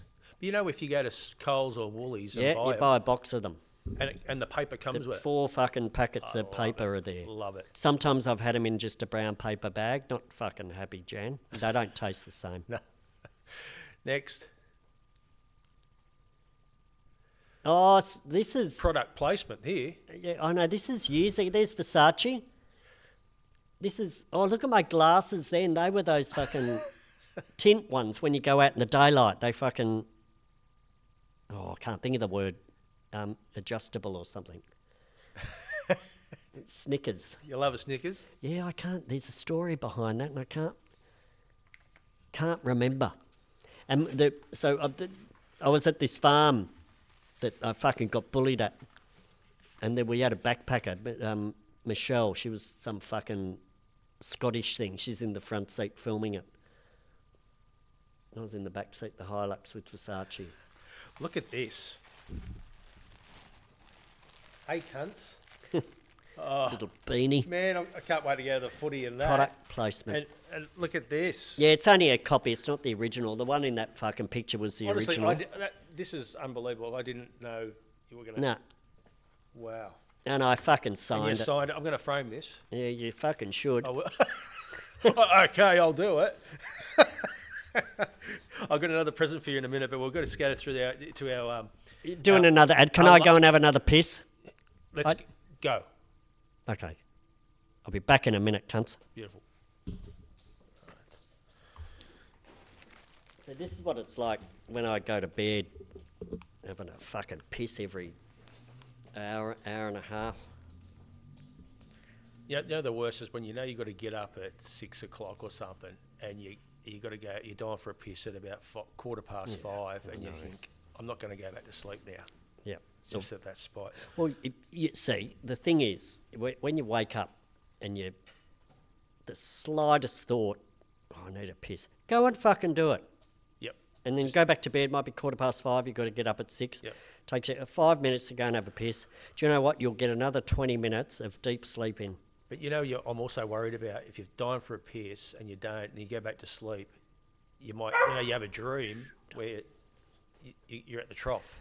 And then you let yourself go. Oh. And you fucking piss the bed.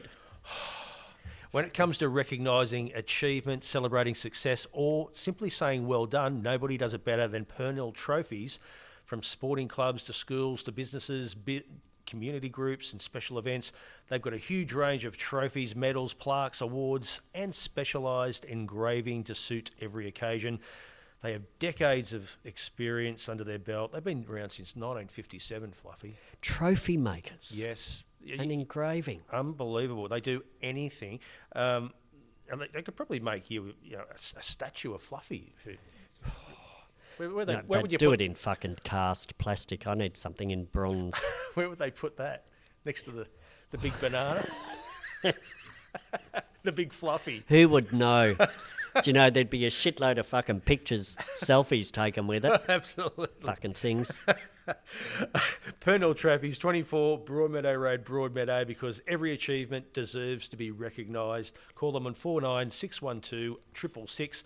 And on behalf of Purnell Trophies, Fluffy, this just shows... Oh, bastard. This just shows their versatility of what they can make. Right, let's have a look. I love a box. Or a cardboard one. Oh, I know I've got fucking bubble wrap. Yeah. So you can use that on the way home too. Oh, that's a therapy thing. It is. What have we got here? Get out of here. I can't fucking read it because of the daylight. Incredible Lives with Cainey. Fluffy, influencing all since 1968. That's when I was born. There you go. In 68. Yep. So I'm 57. I do moisturise. There you go. And I know you do stubby holders and stuff, I think, for your merch as well. Yeah, I've got none of them left. But I just figured, you know, you've got plenty of cans here now. You're gonna that might be put to good use in the next few days. This is one of those things that keeps it cold. Yep. I've only got the foam one. Oh, this is going to get used. There you go. Thanks, cunt. No, thank you to Purnell Thanks, Trophies. Purnell Trophies. Fucking things. Where are they? Broadmeadow. Yep, 24 Broadmeadow Road, Broadmeadow. Thank They you. can do anything. Mate, just finally, what's coming up for Fluffy? I mean, I know you're doing this sort of stuff with the hang in the wang, around that area. You're heading a bit further north? Yeah, so contracted till the end of July, so another, 7 weeks, 8 weeks. And then I'm back on the road again, slowly going to head north. I want to go and do all those... I want to get off the freeway and just do all the little beaches slowly all the way in. So Blackhead Beach, Redhead, Diamond Beach, Old Bar, Harrington. Ian, what are you doing? It's making a little bed, darling. Yeah, Harrington, Crescent Head, Hat Head, like all those little beaches. Yeah, he's scratching, making a little nest. So, and Yamba, a place is another one, Scott's Head. Yep. Because when you're on the freeway, you have a destination, whether it's fucking Coffs Harbour or Evans Head, whatever, and you fucking from here to there, and you see nothing in between. Yeah. And so I just want to have a look at all these northern beaches, do you call them? Is that what you call them, all the way up? North Coast, yeah. North Coast. And the ones I've seen so far are fucking beautiful. And I did call into Crescent Head and Hat Head after Christmas. We're up at Southwest Rocks. Beautiful. That was another fucking great place. But when I was heading back south after Christmas Day, because I had to get back down here, I just called in to have a quick look at like Scott's Head and Hat Head. Not Scott's Head, what's the other one? Crescent Head. And it was fucking packed. Yeah. It's like, I'm got to come back here, off season. So you just, as I said, like I love Evans Head, but there's so many other little places. I keep hearing about Yamba, and there's something about it, I don't know what, that sounds a little bit too developed for me, I'm not sure. I don't know until I get there. So I just want to see all these... Even Byron Bay these days, I mean, from what I'm told, for what it was like back in the 70s, you know, it's just totally different now. I have been to Byron, and I was supposed to be there for 3 days. I met a fan there. He was an American bloke, lives in Hawaii. He was out at Byron. He was on a world tour of those fucking airfoil surfboards. Yes. You know the ones that they fucking pop up above the water? Yep. So they weren't the machine ones Yep. with the fucking drivey thing. Yep. That they catch the wave in. Yeah. So, and I've forgotten his name, doesn't matter. And he was at Byron, so I went up there, didn't stay with him, I just stayed at the sports ground. And so I met him, and that was the first time I've had my incident with paparazzi. So I was with him, we met at the big pub on the waterfront. There was too many, I said, I'm not going in there, fuck that, I don't do that. And so I met him, and we just went over the road near a little canteen, a little Mexican canteen, and we were sitting out on the footpath on that little table. We had a little meal and a couple of beers, and people were coming up to me, recognising me. Can we get selfies? And so, yeah, we can do that. And we're getting selfies, and people are going, who's that? Who's that? And then other people were getting selfies, and it just became, within 20 minutes, it became a fucking issue. And I'm with him, and he was this surfer. He was fucking built and ripped. Oh, fuck, I can't think of his name. Doesn't matter. And I went to sit back. I said, you're going to have to step in here and be my fucking bouncer. And just, like, because this is... Yeah. I get it, but I've never had it like this before. And then there was fucking people following us with... We fucked off from that little canteen and we went back in town to the normal pub. We only had one drink there, and it was just... There was people with word must have gone out in the grapevine that there's... At least you know you got a place to crash somewhere. Well, I know. So yeah, so the next thing for me, all these people message, come and stay with us. We want to show you this, that, and I know a few people up at Byron that I've met a few times, not up there, but sort of in other areas. So I'm just going to continue on my little journey around Australia and see all. I don't need to go overseas. Fuck that. Mm-hmm. I want to see as much as I can of this joint before I fucking get in a plane. So, and then I got all these other things. Got my music. See what happens with that. Yep. Release something there. Get a deal with a label. And look, Cainey, I don't know. I hate fucking planning things. That's good. I just wing it. And maybe get a caravan sponsorship. Yeah, after one of them, that'd be a game changer, getting a van. Absolutely. And so, yeah, just a few discussions going on in the background with a few sponsors and stuff. Well, Fluffy, we love you. Thank you for coming all the way down. You took your time to get here. I know. I think I look back at your first message you sent me. It's back in fucking March last year. It's like 18 months, 14, 15 months. You're a fucking stalker. Your birdie beetle thing. Couldn't believe you actually answered it. But did you enjoy that? Because I mean, I've listened to a couple of other podcasts you're on, and you went a bit deep today. Yeah, I did. I don't know, and I think that's I what remember people like to messaging the hear. last few days. I said, I don't know why you want to fucking see me or talk to me on your podcast. You've had all these other fucking people on, and. You looked at my profile and thought it was going to be like a sporting one. Yeah, I did. did. What the fuck? I never played sport in my life. Yeah, I can't fucking play sport. I was hopeless. I play piano. Can't fucking catch a ball. Can't catch fucking COVID, let alone a fucking ball. Apart from your enlarged ball. Oh, no, I caught that. That's been in my fucking sack since fucking 68. I couldn't believe it swelled up that big though and went that shape. Anyone who's out there fucking watching, listening, men's health, important to me. Absolutely. Got a platform, talk about it. I do. It's a great way to finish. And if you want to go to work and say, how's your fucking balls to your mates, fucking ask them. Yeah.